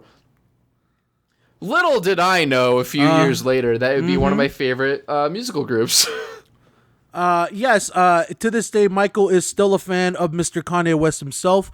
He's told me that his favorite Kanye West album is My Beautiful Dark Twisted Fantasy. His favorite Kanye West song is Power. I own 3 pairs of Yeezys. Yes, Michael was one of the first person to pre-order and receive the first order of Red Octobers that Kanye dropped. No, I'm kidding. So I don't even. You're speaking fucking Greek to me just now. Like I don't know what any of that was. No, but yeah. I've also me as well. I also got into Daft Punk around the same time. My first Daft Punk song was actually Technologic. And, that's a good one. Mm-hmm, mostly because I think to this day I still know all the words to that. Mostly because get this. Well, mostly because it was right around when I was still bright-eyed and bushy-eared in YouTube. I was like, oh my God, YouTube's great. Oh, look at all the things. And then I stumbled across a video of someone doing the Daft Hands. Oh, Daft Hands for Technologic? For Technologic. Oh my God, do they have to like go up their arm? They had they like had use this their really toes cool and thing. shit? I doubt I'll ever find the video again, but it was really the Daft hands aside, I mean, that was also impressive, but I really resonated with the song. I'm like, oh my god, like, like I was like, Bob, am I like, what is this? Because back then I didn't listen to a lot of house or EDM. I was mostly I didn't even know what house was when I first started listening to them. Yeah, I mostly was classic rock, rap, stuff like that. Alternative rock, and I'd never heard anything like it. So of course I had to be like, what is this? And of course it had the name of the song. And I was like, Daft Punk. What is that Daft Punk? And then that's when I figured out, like, oh shit. Stronger was them. That sick Kanye song was them. Yep. And I'm like, and there down the rabbit hole I go, and I became a Daft Punk fan, which also played a good part of why I became good friends with Mr. Soderblom himself. Oh yeah, is that how we became friends? Well, it was one of the talking points. Remember, I can't believe you remember that. We became friends. We became friends around the time where Random Access Memories was coming out. I think Random Access Memories was later, because that was like senior year of high school. I think. When that you know came what? out. You're right. But we were both. Well, we met. I think I was like, you know what? I wonder if I was wearing my Daft Chief shirt. That was it. And I'm like, oh, you listen too. And also play Halo. Like that's a smorgasbord of things I like. Michael at that day, Michael opened a door that he never realized he wanted to shut so fast in his life. Yeah, and that door got knocked straight off the hinges. I'm still trying to find it. Little did he know that one moment would change his life. For the better, I don't know. We're still in the process of finding that out. Jury's still out. I mean, I guess it's better because I passed high school technically because of you. I love how that's become lore now. The Michael and Abraham lore. Abraham is the reason Michael passed high school. Because of a fucking extra credit Jeopardy game of mythology that I decided gave me a D- to pass the class. That I decided to sit out and become the score taker. That's right. Oh yeah, because you always would win. Your team always won because you knew your shit so well. So you took score, and it was the one time my side won. Like literally, I remember whenever we would do those Jeopardy mini games, and a question would come up, they would all turn and look at me. Oh yeah, well, because I think you were the only junior in that class. Yes, I was the only junior in that class. I was the only junior, except she said she doesn't. Our mythology teacher at the time said said to me personally, I don't hardly accept juniors in my class. But and you were the one exception, and she didn't know me, and I wanted to see how you would do that first week, and you were one of my top students, and I decided to let you keep running for that. I'm like, okay, and that was because I was taught mythology at a very early age. I was taught mythology. Yeah, you clearly knew your shit. Second grade, I was taught mythology because my second grade teacher was on another level. But yeah, that aside, Daft Punk was very heavily influenced, and when I also saw that Tron Legacy was coming out, like, hey, we're also getting Daft Punk to make the fucking soundtrack, and I was like, oh my fuck god, yeah, it was a match made in heaven, dude. Oh, absolutely. I mean, like when that came out, that was like the perfect movie for me. No, because when I saw that preview of because I watched the original Tron after I saw Really? after I saw the trailer for Tron Legacy, because I was like, what is this? Because I remember watching that dude, I was like busting out my dad's DVD, or no, I think it was mine. I don't remember who had it, but I was like busting out a copy of that and like watching it like every day up until the movie came out. No, yeah, I remember watching that first Video Games Awards trailer, and I'm like, because I dug the aesthetic. I was like, yo, so these good. visuals, yo, this music, and I was like, what is this? And then I did my research and I watched Tron for the first time, and of course, me being me, I was like, yo, this is retro, but I dig it, and I'm like, and yeah, that's where it all began, and the soundtrack was so elevated by Daft And Punk's it wasn't inclusion. even all electronic. That was the crazy thing. Exactly. It had some like, typical movie score like strings and stuff, but they still pulled it off with such a masterful execution. the way they integrated, which I was not expecting. The way they integrated like the techno sound and the sound of the strings and the horns was so well done, especially at integral parts. It really predated the kind of like early to mid 2010s like synthwave absolutely craze. And like, of course it was really ahead of the curve on that. Yeah, and especially on some of the big moments in that movie, like the fight scenes, the light cycle fight. Well, the end of line fight scene has like the best song in the whole movie. Oh, absolutely. And like Derezed. Oh, dude, Derezed I had that shit pumping in my Skull Candies every day when that shit came out. The Skull Candies that you later sold to me for $10. Oh, that's where they ended. I was trying to remember what happened to those. So they had a crack in them, and you're like, oh, I'm gonna get new ones anyway. And I was looking for Skull Candies. So like, Abe, they're kind of damaged. I'm gonna be honest to you, and I don't feel like doing you dirty. So if you just gave me like $20, I'll give them to you. And I'm like, yeah, I remember they broke, and I bought new ones. In fact, I think I still have them in a box somewhere. But, so I bought Michael's old Skull Candies, and they lasted me a good year and a half, and then they, of course, the broken part snapped, so that was the end of that. But just the way, just the soundtrack, and not just the soundtrack itself, but the audio, the mixing and everything else was really well done. And I like that all the programs had like not all of them, but like a lot of the programs had like slightly warbled voices. Mm-hmm. And they were like warbled in different ways. So like the first like guy he talks to, the first blue guy, it sounds like he's talking through a speak and spell. Yeah, right. But I also like the little like every now and then whenever there's a moment of quiet where someone's having a conversation and you would hear the soundtrack in the background, like not ultimately like robust, but like very subtly it's there, just doing setting a few the mood. notes and stuff, like you're actively in a like you're actually in a video game and the soundtrack is still going subtly in the background. I just love the little nuances they do with that, and even like the kind of just ambience like background music is still good. I mean, there's a reason I bought and listened to the entire album. Like even the kind of because the big tracks on that album are Derezed, End of Line. The end credits music for me was really good. I remember Disc Wars was another one. Like there's the bangers, but like even the ambient stuff is really good. Solar Sailor is probably like I fell asleep to that one.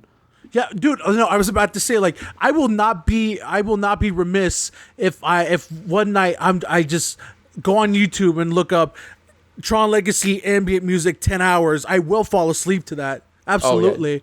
Oh, yeah.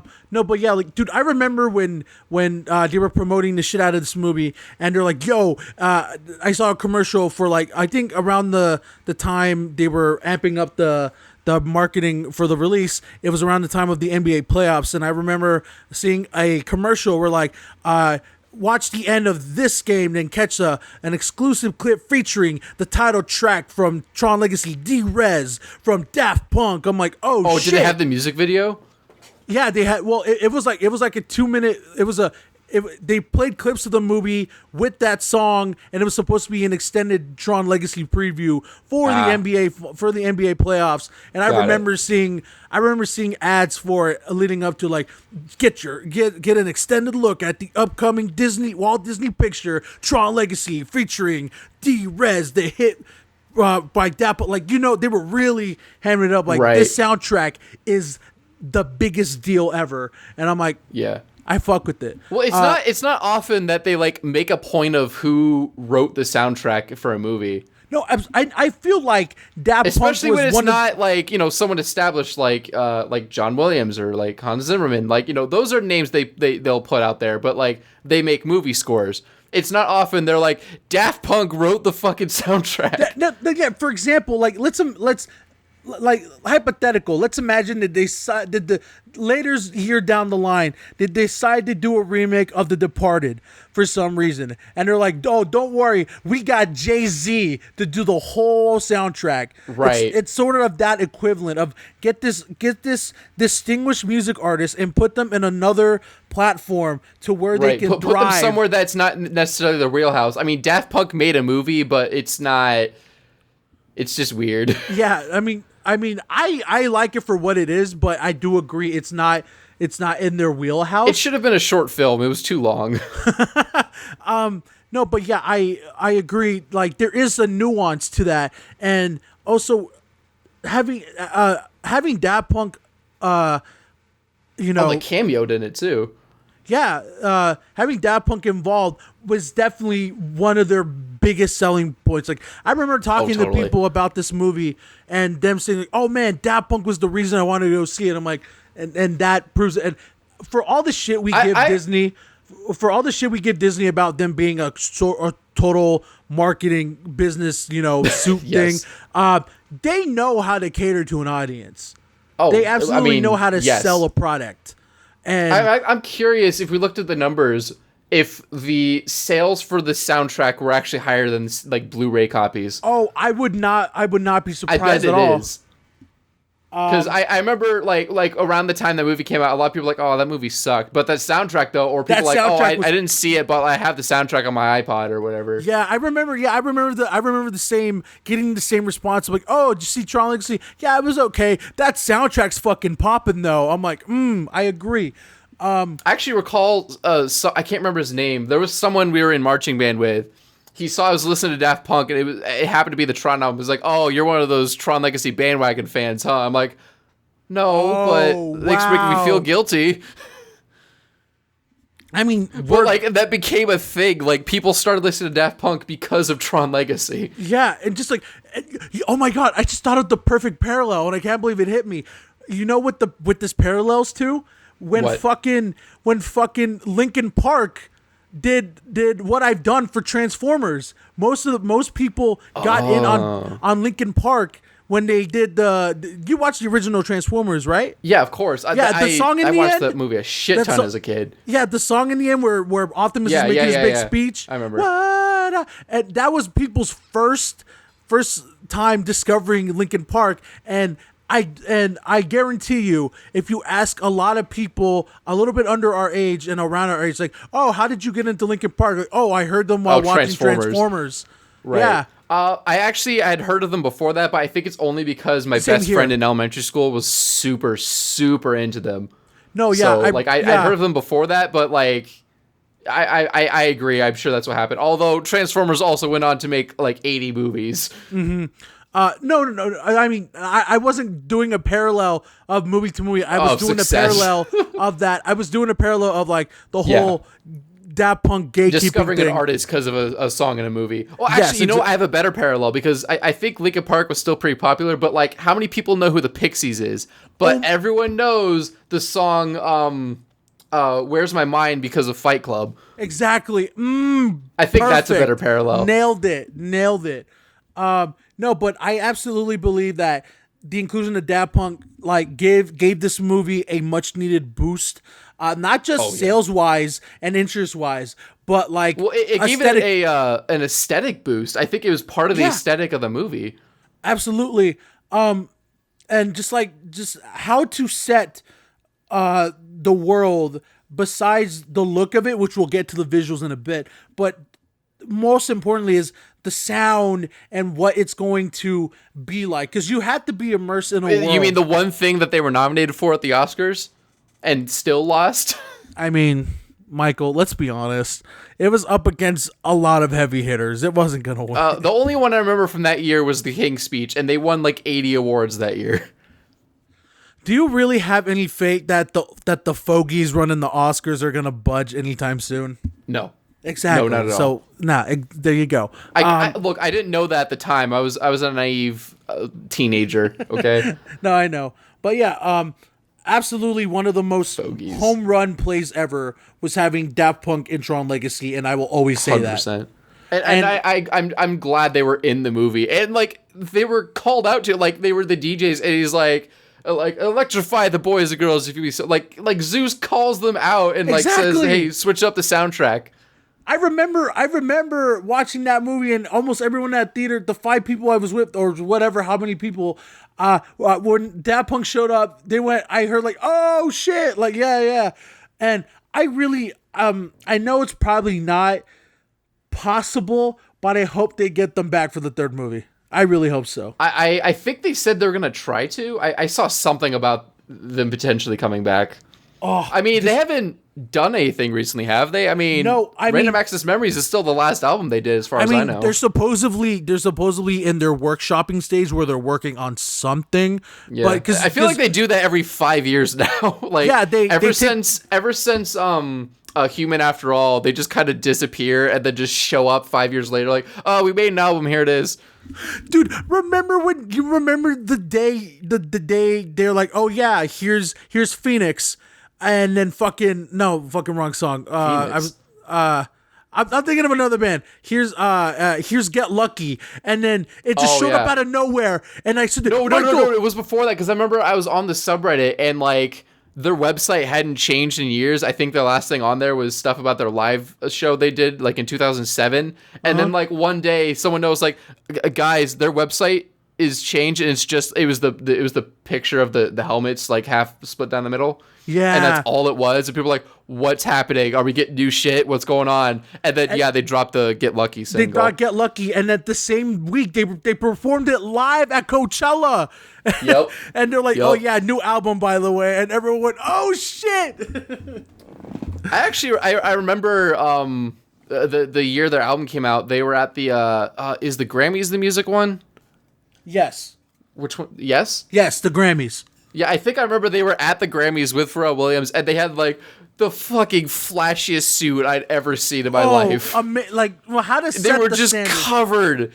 covered in fucking gems or whatever. Sequins, yeah, fucking going for it. And then, of course, they won the award, because why wouldn't they? Naturally, of course they did. I was so happy. They got like a 5-minute standing ovation. Yeah, I like that. I think they were like... Pharrell was like, oh, we're getting a speech from Daft Punk, and they just stood there. I remember something like that where they didn't say anything. Yeah, they asked Pharrell to come up with them, and they let Pharrell do the talking while they just stood there and held the Grammys. They're so fucking cool. No, but yeah, all in all, the soundtrack, the audio for this movie is an absolute win. Yes. Do you have anything to add, Michael?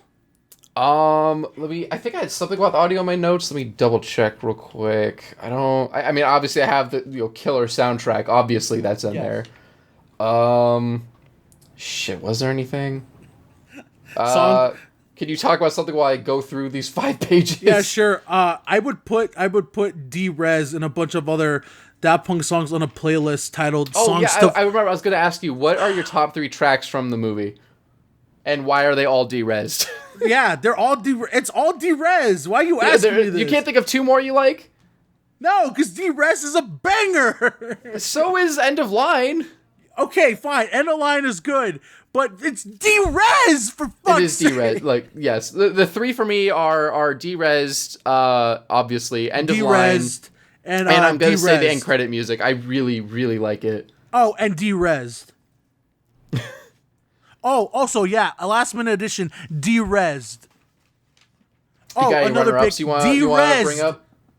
You want to do some what do they call it? Honorable mentions? Sure. Sweet Dreams. And D-Rez'd. Oh, okay, you know what? Fair. Sweet Dreams and D-Rez'd again. I don't think I have anything else, but I don't want to sit here and read all of it, but I don't see anything popping out about the sound. Okay. So I say we move on to the fucking beautiful visuals of this movie with an asterisk. Which we'll get to in a bit. But do we want to address the asterisk first, just so we can end on a happy note, or do we want to end on the shit? You know what? Fine. Let's get into it.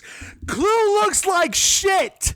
Clue and young Flynn, don't forget. Oh my God. They used it for the human version of it, because if it was just Clue, you could have been like, well, he's a computer program, so it kind of makes sense. And I bet you they could have even played into that. I did write this down because I had this thought, like, what if like they knew like, look, he's gonna look like crap. The de-aging software just isn't there yet.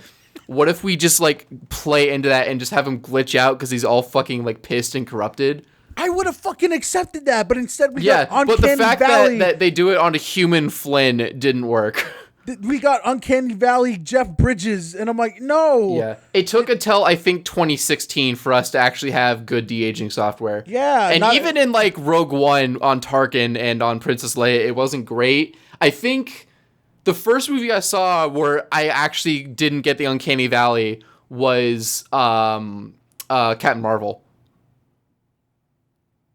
God, yeah. They did a good job. Because I did not realize they did that with CG. I thought it was just like clever makeup and the fact CG. that like Samuel L. Jackson just kind of aged well. But no, they used de-aging software on him, and I think Coulson too. Coulson a little bit, yeah. Yeah, like not as much, but like they did use it, and like wow, it looks really good. And like I think the most jarring one for me was seeing in Endgame with the guy from Ant-Man, Michael Douglas. Oh, yeah. That one was amazing. Really good. Like, I was actually trying to look for the Uncanny Valley, and, like, around his mouth, I see it just a little bit. A little. But it is so good. I mean, it's Marvel. They have fuck you money. Well, it's Disney. And Disney tried doing it 9 years before that, and it didn't work. It didn't work out. But they perfected the technique, so it worked out. Tron Legacy walks so Infinity War can run. Shut your mouth. Shut your fucking mouth. I told myself I was going to put that in here somewhere, and I'm glad I got the opportunity. You planned this. This was a trap, you motherfucker. This is the reason. That is my quote on the box. Tron Legacy walks so Endgame can run.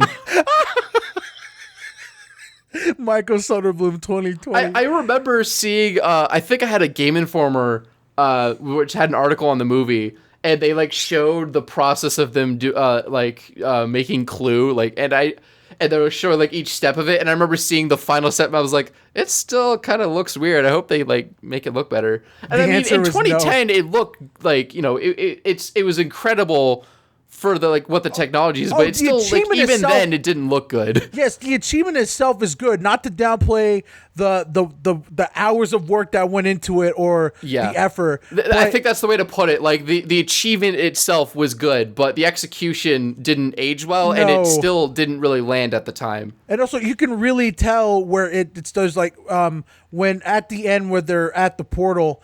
And, oh god, that was the worst one when he's like screaming like directly into the camera. That was the worst one. Yeah, and he gets flipped in the air, and you see his face distort, and like that looks gross. Oh yeah, I wasn't talking about that. I was just talking about when he's like the entire shot is just his face. Yeah, where he's like screaming into the portal. But yeah, I didn't even see his face distort when he flipped over end. Yeah, so.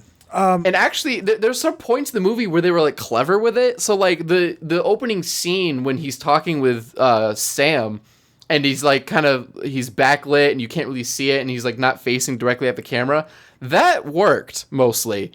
It worked up until he was walking out the door and he turns around, and it's just they just give you the money shot, and it's like, oh no, you were doing so good. Why'd you have to slip, bro? You were doing so well, BB. What happened? Honestly, it worked up until that, and also all the shots where it's like got that CRT filter over it, like when he's on TV and when it's doing the flashbacks, those mostly worked. So it's just when it's like the unfiltered shot of just his face, it didn't work at all. So you want to know what I think they should have done? They just used a different actor. No, they should have. Throughout the whole movie, kept him in the outfit that we first saw him in, with the helmet and the cloak, the black cloak, where he was watching the. Oh, they should have just cheated. Just in there and have Jeff Bridges' voice, and then I think it would have been okay to have Clue look like that as long as it was only Clue. It was the fact that it was human Flynn that they did it with too that it didn't work. So if they if they kept it to those like poorly lit shots where like you could hide it when it was the human version, or like they had the CRT filter, I think they might have been able to get away with it if it was just Clue that looked weird. Yeah, I agree. No, but other than that, like he's the only visual-wise, he is the only hiccup that I can see. Yes, everything else is frankly flawless as far as I'm concerned. Yeah. The even a decade later, it still really holds up, and it's even absolutely. The crazy thing is you can't tell where the set ends sometimes. Like when you watch the prequels, like the Star Wars prequels, you could see, oh, they're on a set that's a green screen and none of this is real. Mm-hmm. But like you can't quite tell where the CG starts in Tron. No, I completely agree. It sort of it helps immerse you in the world.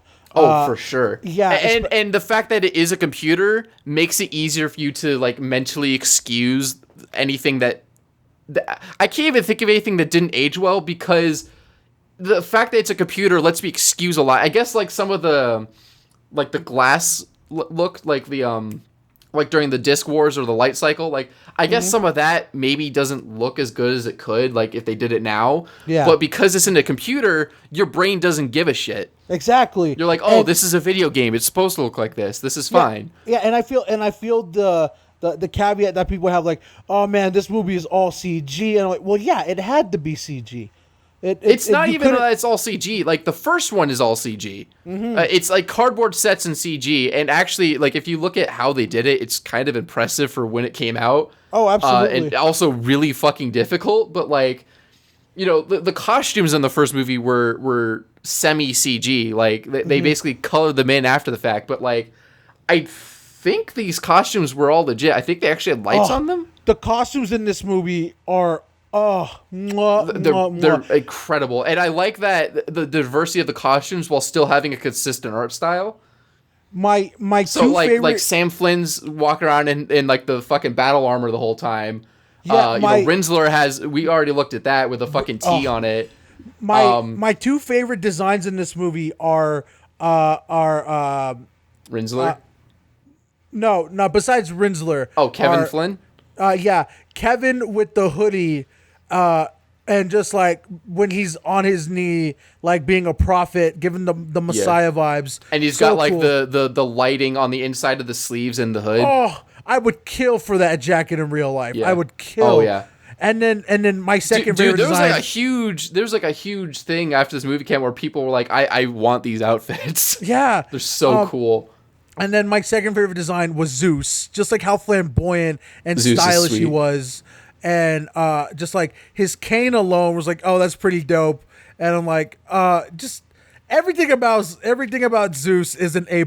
Like, could he be utilized? Could he have been utilized more? Yes, but yeah.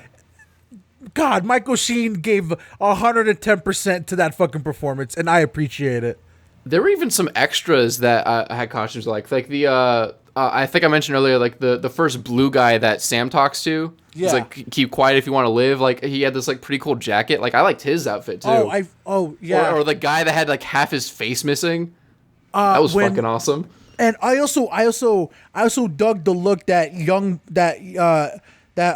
young Kevin had in the flashbacks, where he had that jacket. It was the same hood. In the end, when he sees the ISOs get killed and he walks off into the distance, it's the same outfit that old Flynn wears when they're leaving. Oh, so dope, man! But the leather jacket with like the one stripe down the side, that was pretty cool. I will put this on record right now. When I saw it in Tron Legacy, I think it's the dopest shit ever. When I saw it in Cyberpunk, it's the dopest shit ever. Having light up jackets are awesome.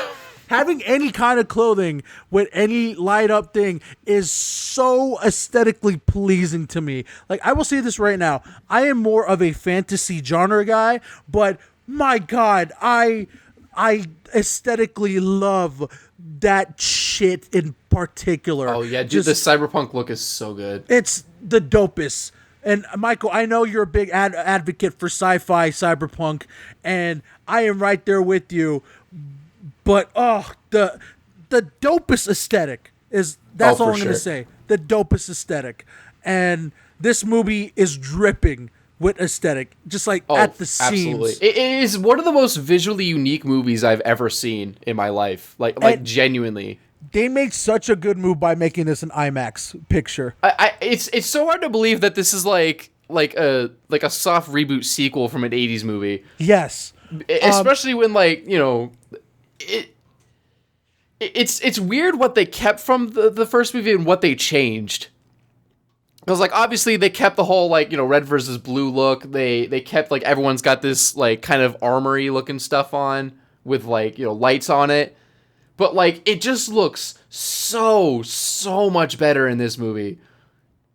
It's kind of goofy in the first one, especially because they're wearing sashes across it and stuff. But it's really dorky looking, and it's a dorky movie. But this one takes the dorky movie and makes it awesome. So sleek and so precise and so cool. And it also gives it also helps the whole thing story wise where Clue wanted to make the perfect system, and when you get in there and everything's it's just clean. It's clean, it's so and clean. Sleek, and then the programs you first see that Sam first sees, the female programs with the white suits and all that. Oh, and Gem. Yeah, and it just helps. It really boosts the movie as a whole. And honestly, this movie is dependent on the visual. It was make or break on the visual. Oh, for sure. I mean, I think that's what sold that teaser trailer. For sure. Oh, it sold me for absolutely, as I explained. I like I said, little Abe saw that and went, that aesthetic is everything. Oh, dude, that aesthetic drove me for 5 years. I'm not even joking. Oh, even then, I was like, oh man, Lord of the Rings and that sort of stuff. But I opened a door and that shit was give it to me, inject it into my fucking veins right now. I need a hit of that shit, and my God, it is still one of my driving forces is that aesthetic, which is why I still mark out with some of the stuff with Cyberpunk and other stuff that have the same aesthetic as you like as well. Because, oh man, what a difference it's just it makes. So cool. Oh yeah. Yeah. Any other things you have on the visual standpoint? I was just kind of going through my notes here. This. So another thing that Tron Legacy did so the MCU could run. Do you remember how in Civil War and Ant-Man, they started doing the whole thing with the retractable helmets that go back into their suit? Yeah. I think Spider-Man had that too. Mm-hmm. Tron did it first. Yeah, Tron had the helmets that retracted back into the rest of their outfit first. Tron 1 or Tron Legacy? Tron 2. Okay, Tron because Legacy. Iron Man 1 came out in 2008. Yes, but it didn't retract back into the neck. It just came up like a hood. Okay, fine. I'm talking about where it completely retracts into the rest of the outfit. Okay, I'll give you that. Which the MCU did, and it actually it was kind of goofy because in Endgame everyone had one, a retracting helmet. But I was watching Tron Legacy and I was like, something's familiar about this. And then I was watching again, yesterday, and I saw when Clue first is revealed and his helmet tracks back, why do I feel like I'm watching Ant-Man? Oh, that's why. Oh shit, yeah. Oh, because of the retracting helmet thing, and I think they do it a couple times. I think Korra has one too. Yeah. Because it's not revealed that it's her until they get off the grid. And her helmet retracts back. That's another thing that goes into the aesthetically pleasing thing is retracting helmets are pretty dope. They are pretty dope, yeah. It's a little silly when it gets overused, but I think this movie didn't overdo it. I think it was only twice, maybe 3 times. Well, yeah, because they didn't know what they had at the time. Yeah. Anything else you want to point out in your notes? It's mostly plot stuff, and I definitely wanted to talk about the parallels thing because I remember I mentioned that, but I didn't really get into it as much as I wanted to. So if we're done with the technical and visual stuff, we can jump into that if you want. Yeah, so I guess we gotta critique the plot a little bit here. Oh boy, here we go. Okay, so where do you want to start with this? So let's do the parallels, because I'm probably going to miss some, because there were just so many in this movie, but I did catch a bunch of them. So did I. We touched on one earlier, the scene where he jumps off of Encom Tower and parachutes.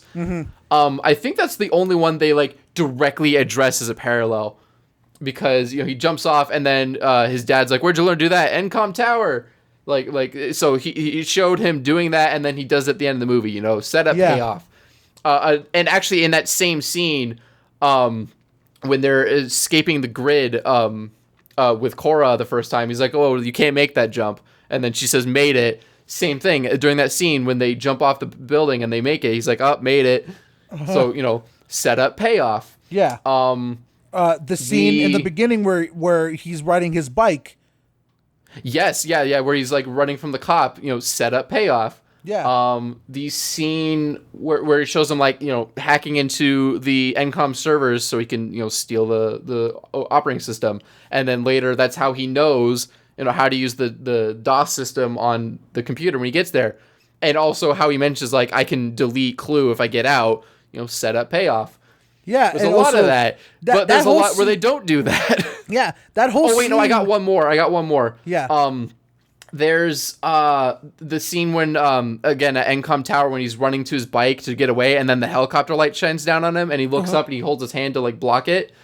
It does exactly the same thing when the Recognizer shows up when he first leaves the grid version of the arcade. Yeah, that's right. It's kind of the same thing, but like it's less like, "Oh, I got caught," whatever. It's more like, "Oh God, I'm screwed." Yeah.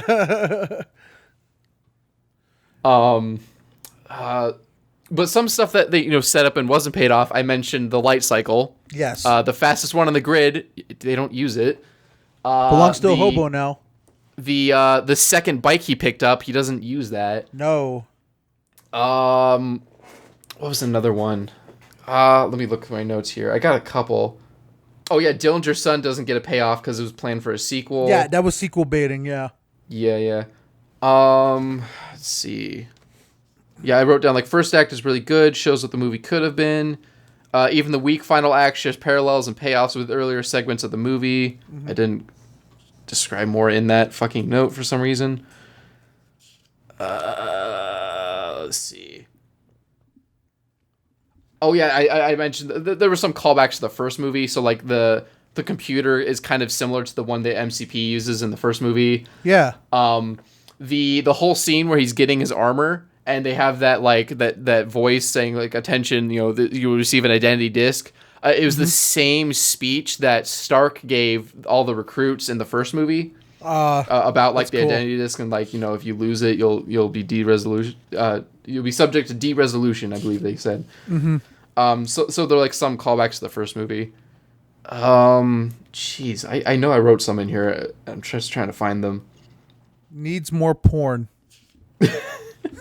Needs more cyber porn. Yes, which is always a good thing. Let's see. I guess like they set up Clue earlier in the movie. Because when he's talking to Sam, like young Sam, he used to talk about Tron and Clue. And so that like kind of comes in later. I mean, Tron doesn't really get a payoff, but I guess Clue does. Because that's how Sam knows who Clue is. Let's see. I wrote this. I mean, this is more about the plot, but I wrote down that I wonder if the movie might have been more interesting if instead of like the whole like race to the portal to save the world kind of thing, if it was more just like it just kept going with what it set up, where it was just gonna be a series of gladiator fights for him trying to survive and escape. Like Clue's like, if you survive all 10 trials or whatever stupid bullshit for the plot, I will let you go free, or I will release your dad, or whatever. Like that. Like he has to fight in these games. Yeah. That might have been more interesting. It may not have been creative, but it might have been more entertaining for people to watch. Oh yeah, the thing about the second bike, I wrote that down. Kevin Flynn's Say the Old, I mentioned that. Oh, I felt like the ISOs weren't really explored very well. I mean, they talk about them, how they're like, the key to the universe, but like we kind of just see them in a flashback scene, and then we find out Korra is one, but she doesn't ever do anything that indicates she's like just knows everything. Yeah. Which is weird. Oh, they set up that there's like this resistance going on with the good programs, but we only really see one scene of that, which is in the club scene. When you see like there's a resistance leader trying to like get an audience with Zeus, and then like when shit goes to hell, you see him be like, "Oh, resist," and then they'll start fighting, and then that's kind of it. Yeah, it's not really any more than that. Oh yeah, and the fact that like Kevin Flynn mentions like, oh, the resistance will tear him apart from the inside, but again, we don't. I think that was all in the TV show, which is why we didn't see it. Was there anything else? I guess there's payoff about the fact that Tron always has, or Rinsler rather, always had 2 of everything, because that's how Clue was able to get to the portal. Yes. So that's kind of a setup and payoff, even if it's like a brief one. Very brief, yes. I think that's all I've got. Yeah, I'm on the last page. Oh god, I was running off ink when I was writing these. Needs more cyber sex. Oof, those end credits though. I wrote that down. Also needs more cyber sex. Sure, whatever.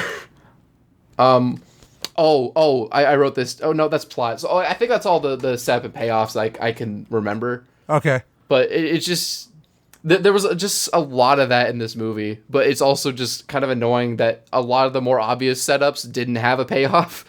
Yeah, I agreed. Absolutely agreed.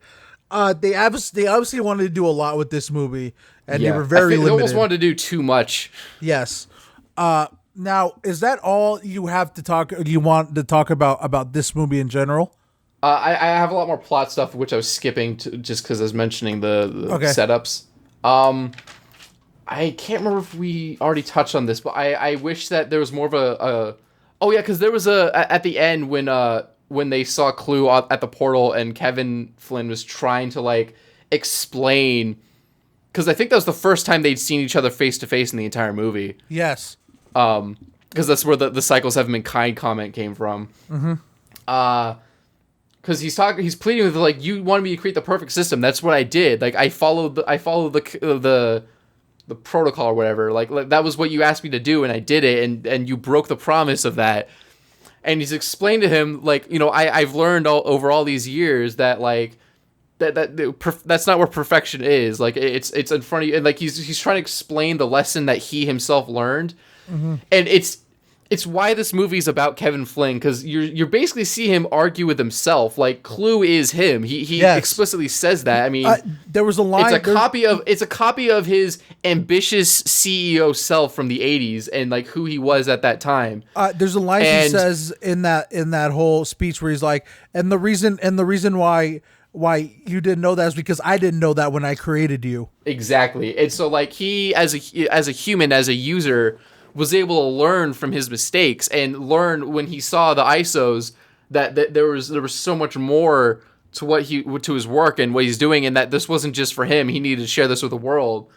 But Clue didn't understand that. He just saw, this is ruining our system. This is going against the plan. But why are you not seeing that? Like, it's so obvious that they're not supposed to be here.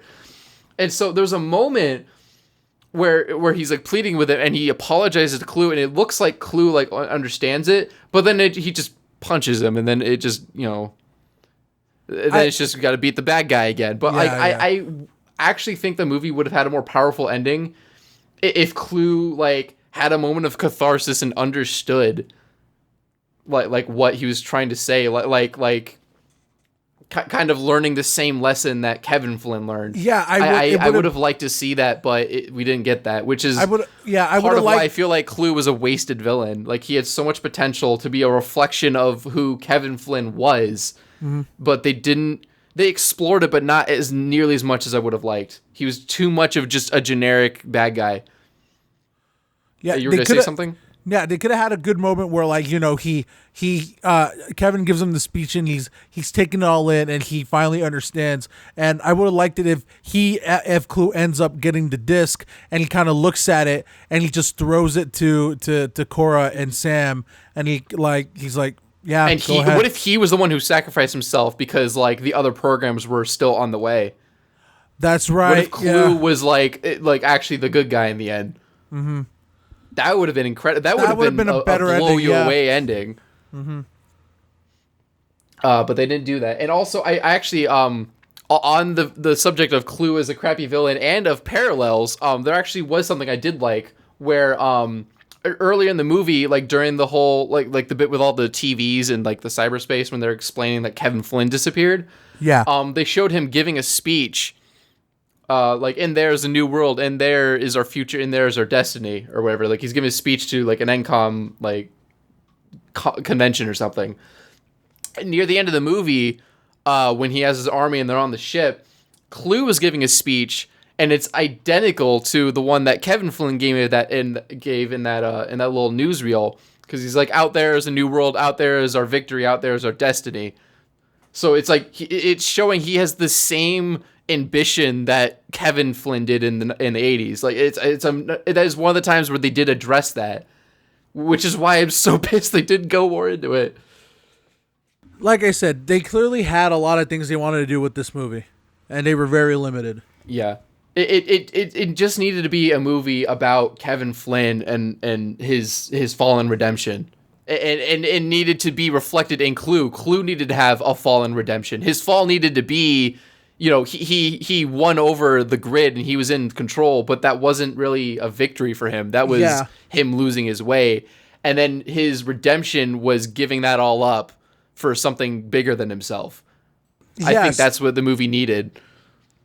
It would have benefited a lot by just tweaking the ending a bit. I feel like it would have easily given it a 7 or even an 8 for me if it had an ending like that. Yeah, I would have been able to forgive so much of the other shit if it just had something like that.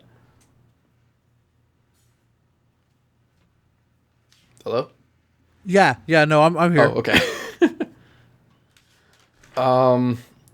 Is that it for me? That was my main thing. Is I really wanted Clue to be a better villain and a better reflection of Kevin Flynn. And I guess that would have made it more acceptable if Sam was just a generic action hero who was just like a lens for the audience. Like, it would have been easier to forgive that if they focused more on that human part of the movie. Which is, again, like, that is consistently the criticism I see of this movie from other people, is that it didn't really have any heart to it. Like, there was, the actors gave a good performance with flat dialogue. Yeah, that is like the most consistent critique I've seen, and I think a simple change like that, where making Clue a much more relatable and redeemable character, would have made the movie so much better. So, what are your hopes/concerns for the upcoming Tron 3 with Mr. Jared Leto himself? So do we know for sure if it's gonna be like a reboot or a sequel? Right now, the only info we know is that it's greenlit and then Jared Leto was involved. That's all we know. Okay, so let's go on the assumption that it's a sequel. My concern is that they're not going to tie up the loose ends they left behind in this movie. So stuff like what happened to Tron, what happened to Kevin Flynn, what's going on with Dillinger. I'm worried that they're just going to go somewhere completely different with it again, and we're not going to get any of that tied up. And I'm also worried that they might like not have learned from their mistakes from having tried to make this movie a multimedia franchise twice. So I don't know. I think that's really my main concern, is that just not going to learn their lessons and they're not going to tie anything up. If they do, then this will probably be a good movie, assuming that they keep the same, like, it's the same director and writer from Legacy. Yeah. So if they could keep like I hope it's actually the same visual style. I hope they don't change it up too much. Because this is basically exactly what I want Tron to be. I don't see a way they can dramatically change the visual style except by adding a few more colors, but that's about it. Right. Like, if they want to add some, like, more color to it. I mean, I think the fact that the whole movie is kind of blue fits, with like red interspersed into it. But, like, maybe more like interesting costume designs would be pretty cool. I'm sure there's stuff that they like didn't use for the last movie that they'll use for this. Agreed. Just a more human story would be nice, because neither of the first two had that. It's kind of ironic that a movie about programs doesn't have a human story. Right. But especially when it's clearly trying to. Even the first one tried to. It was like the first one was a lot about, like, religious themes and stuff. Now, with that being said, what are your feelings about Jared Leto being involved? Because I know a lot of people are very lukewarm on him as a person and as an actor. Me too. I really did you like him in Blade Runner 2049? Ironically, the things I didn't like about him are what made that character work in that movie. Because a lot of people are very lukewarm on him in that movie and in general. I'm lukewarm on him as a person because he kind of sucks. But yeah, Mr. Messiah. Him like seeing himself as like a messiah kind of works for that character in that movie, and he wasn't in it too much, so like it was easy to kind of just let go. Yeah, and it, again, like it served its purpose. So like if he's playing that kind of character in this movie, then that's fine. Well, you know what? He was. I don't know if you remember, but like he was in Fight Club. He was one of the like extras. I think. Yeah, that's right. But he was like one of the more memorable ones. And he wasn't like a self-absorbed messiah in that movie. So like, if you play something like that, I guess. You finish. As long as he doesn't go too Joker with it, or his idea of Joker. I was about to say, speaking of memorable roles, he also played the very memorable role of Joker in Suicide Squad. As long as it's not like that. If he wants to play someone a little quirky, he can go to that Fight Club character. But I'm assuming it's going to be something Messiah-esque. Yeah, like in Blade Runner. I just hope they don't do another rerun of Clue, because that was basically what Clue, not Messiah-like, but I like think this movie needs to be. I wonder if they're gonna use the Dillinger story that they had in the first place, or maybe something else. I don't know. Mm-hmm. Any other things you want to add about your hopes for Tron 3, or anything Tron related? I would like Tron to be in it. Yes, and also and not just like a cameo. I want him to be a driving force in the movie. Would you cast the no one as Tron, or would you big a big budget celebrity as Tron? And if so, who? Well, it's gotta be someone that looks like Tron or like Alan. Because he's obviously too old to do it. He could still do like modern day Alan, assuming he's still alive. I don't actually know if the actor's still alive. No, but they're gonna go for someone with a lot more star power. It's Disney. I'm trying to think of. I haven't put thought into this, so I don't know who would look enough like him to like kind of fit the role. Mr. Henry Cavill himself. No, he's too buff. Like because Tron is kind of lanky. Let me get a fresh look at his face real quick. Dwayne "The Rock" Johnson. Fuck no. Doing the eyebrows. Who does he look like? Jeez. God, I don't know. I'd have to think about it. I really don't know. Do you have any idea who you would want to play Tron? I had the name in my head, but I forgot. They probably would have to show big money, and they would have to convince them. But I would get Ryan Gosling. Ryan Gosling. Oh, okay, maybe from Drive. You watched Drive, right? Yeah. And from Blade Runner. Blade Runner. Oh, that's. Are we just gonna get? Okay, are we just gonna make Blade Runner 3 and call it Tron 3? Yeah, I'm down with that. Have Harrison Ford in there in the background. Actually, you know what? I think I'm gonna copy your answer. I think I'll go with Ryan Gosling because like I have the picture of him up here. And I'm like, I see it. I can't see it. I mean, have it's Harrison close enough, and he's a good enough actor to probably pull that off. Have Harrison Ford play the hobo that got the light cycle as a cameo. The only role Harrison Ford's allowed to play now is Grumpy Grandpa. That's the only role he's allowed to have now. Because I swear to God, he like except for maybe Blade Runner, it feels like he's phoned it in every role he's had for the last 10 years. He's so done making movies, but he loves making money. He hates movies, but he loves money. That's how it feels now. Oh my God! Did you see Ender's Game? Yeah. Wait, what? The movie? Huh? Oh, yeah. You mean the movie based on the book that a homophobe wrote? Yeah, you're right. Yes, that one. Yes. Yeah. I swear to God, it was like he was falling asleep on set. It was really bad. I can't wait. Like even the most dramatic, like spoilers for Ender's Game, but even like the dramatic, like final showdown against the buggers. Oh, I guess you can't say that. I guess that's a slur in England or something. So the Formix is what the species. So the final showdown with the Formix when it's like the real battle and it's like he's in command now. It's like this is supposed to be super tense. Like this is humanity's final stand. Oh fuck! And he's like, it's too late. He's in command now. Okay. Let the record Way to show sell it, that Harrison. a slur was said on the podcast. Huh? Let the record show that a slur was said on the podcast. I don't even know who it refers to. Because there was a reason they didn't use it in the movie, and I can't remember why. No, I think it's a UK slur though. Mm-hmm.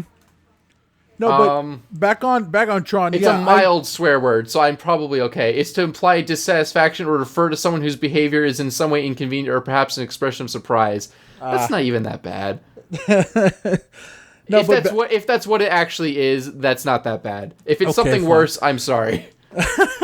No, but yeah, I share the same concerns with you as the third movie was, and I hope Disney lets it be what it wants it to be and not just make it a cash grab, because man, the fact that they even decided to greenlight this movie is a miracle in itself. Oh, seriously. I mean, the third movie was in development hell this entire past decade. I think it was like originally planned for 2012 or something. The director has been trying to get it off the ground for years. I remember him. And then Disney was like, okay, tell you what, we'll take the money we make from Tomorrowland and we'll use it to make Tron. And then Brad Bird fucked that one up. Ooh, I have never seen Michael react as hostile as whenever I bring up the name Brad Bird. God, or just Tomorrowland in general. And then like when I go to Disneyland, and like Tomorrowland used to be my favorite part of Disneyland, and now it's just sour. He spits in Tomorrowland every time he visits. God, it's like fuck God this. Damn it! So, what were they thinking with that movie? God, I remember when that movie was so hyped up to shit. Like, oh my God, they were hyping up so much. I was like, what is this movie gonna, like, what is this? Like, it must be crazy. We went to see it opening day, and it was more empty than the theater I saw Tron in. Oh my God. Dude, I remember, like, we got George Clooney, this is gonna be Disney's magnum opus. I'm like, oh damn. And then the trailer came out, and then people were like, oh, what is this movie? This is so mysterious. And then like nothing was being shown from this movie except on the little beginning clips, and then they're like, God, this movie better be the fucking tour de force they say it is, and no. I want to know where the disconnect was. Like, what happened with that movie? Did Brad Bird stop giving a shit? I don't know. I wonder if there was like a time constraint, or like they ran out of money, or like something had to have happened. I mean, it's like with Tron. Like, what happened with Tron? Well, there's a writer's strike. That's what happened. Like, we could clearly trace the issues with this movie. But I wonder what happened with Tomorrowland. And I wonder who made the decision to, like, decide that Tron's fate would be decided by that movie. You know what I think it is? I think Brad Bird wanted to tell a small size story, but Disney wanted to be like, no, up the scope, up everything. This movie is like, we got Brad Bird, we got George Clooney, we got so-and-so, we got and so they wanted to make this a big bombastic affair, where I think Brad Bird would want to tell like a smaller scale story, and that's where I think the disconnect was.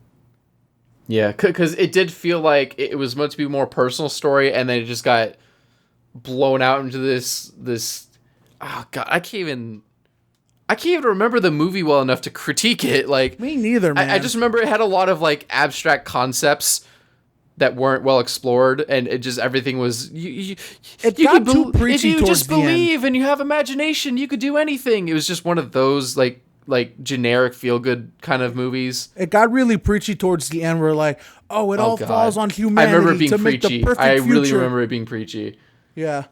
It all falls on us and the choices we make to make the perfect future for humanity and blah, blah, blah. Right. It got really preachy towards the end, but yeah. Tron-wise, that's all I have to say about Tron. I don't know if you have an ending note for Tron, because you are the basis for this episode, so. Yeah. I just hope this franchise still has a future, because it's such an interesting world, and I feel like we haven't explored it enough yet. It's so I'm going to for be watching the TV potential. show at some point, and I'm hoping that's good. I hear it is, obviously, but like, I would just like to revisit that world. Mm-hmm. And I mean, every so often I'll rewatch Tron Legacy, but like, I'm really just there for the world. I'm not there for the movie, and it's a shame. I would like to be there for both. This, like I said, this world has potential. Now, whether or not Disney wants to actually explore it, try it again. We'll see. Yeah, I mean, on the bright side, if nothing else, maybe there'll be merch again, and I could start getting T-shirts again. Oh, if I can, all the Tron shirts I have don't fit me anymore. No, if they come out with a replica of any coat that lights up, I will buy it. That shit's in my cart. I mean, Cyberpunk might have that for you too. Oh, so that jacket. Oh my god, that would be so expensive, but like, oh, so good. Anyway, Michael, is that the last word on Tron Legacy? I think so. I think it's a good world and a bad movie is pretty much my feelings on it in a nutshell. Heavily agree on that statement. Michael, do you have anything to plug? I don't think I've made any other content lately. You know what? I'm gonna plug someone else.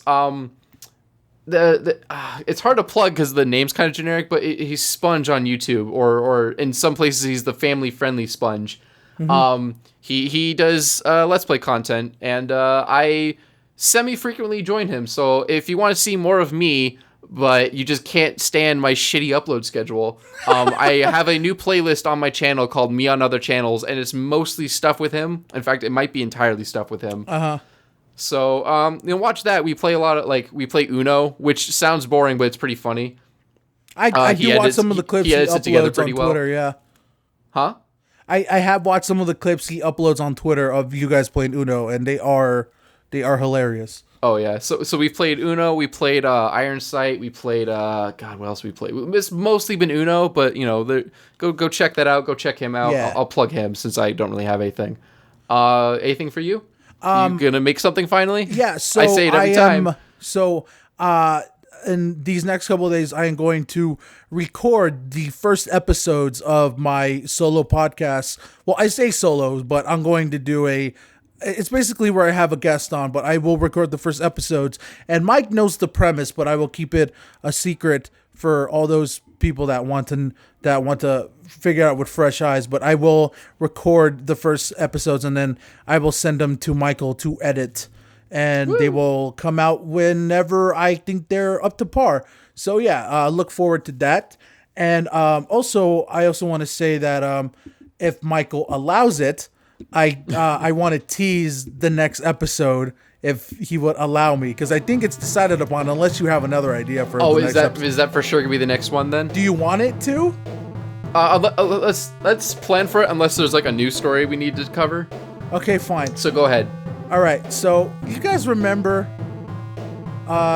one of our past episodes where we sat down and talked about a little game called No Man's Sky, and Michael sat me down begrudgingly, made me play an hour. Well, let's just say it's my turn. Revenge is a dish best served cold. Yep. 7 seconds until the end. Bye, guys.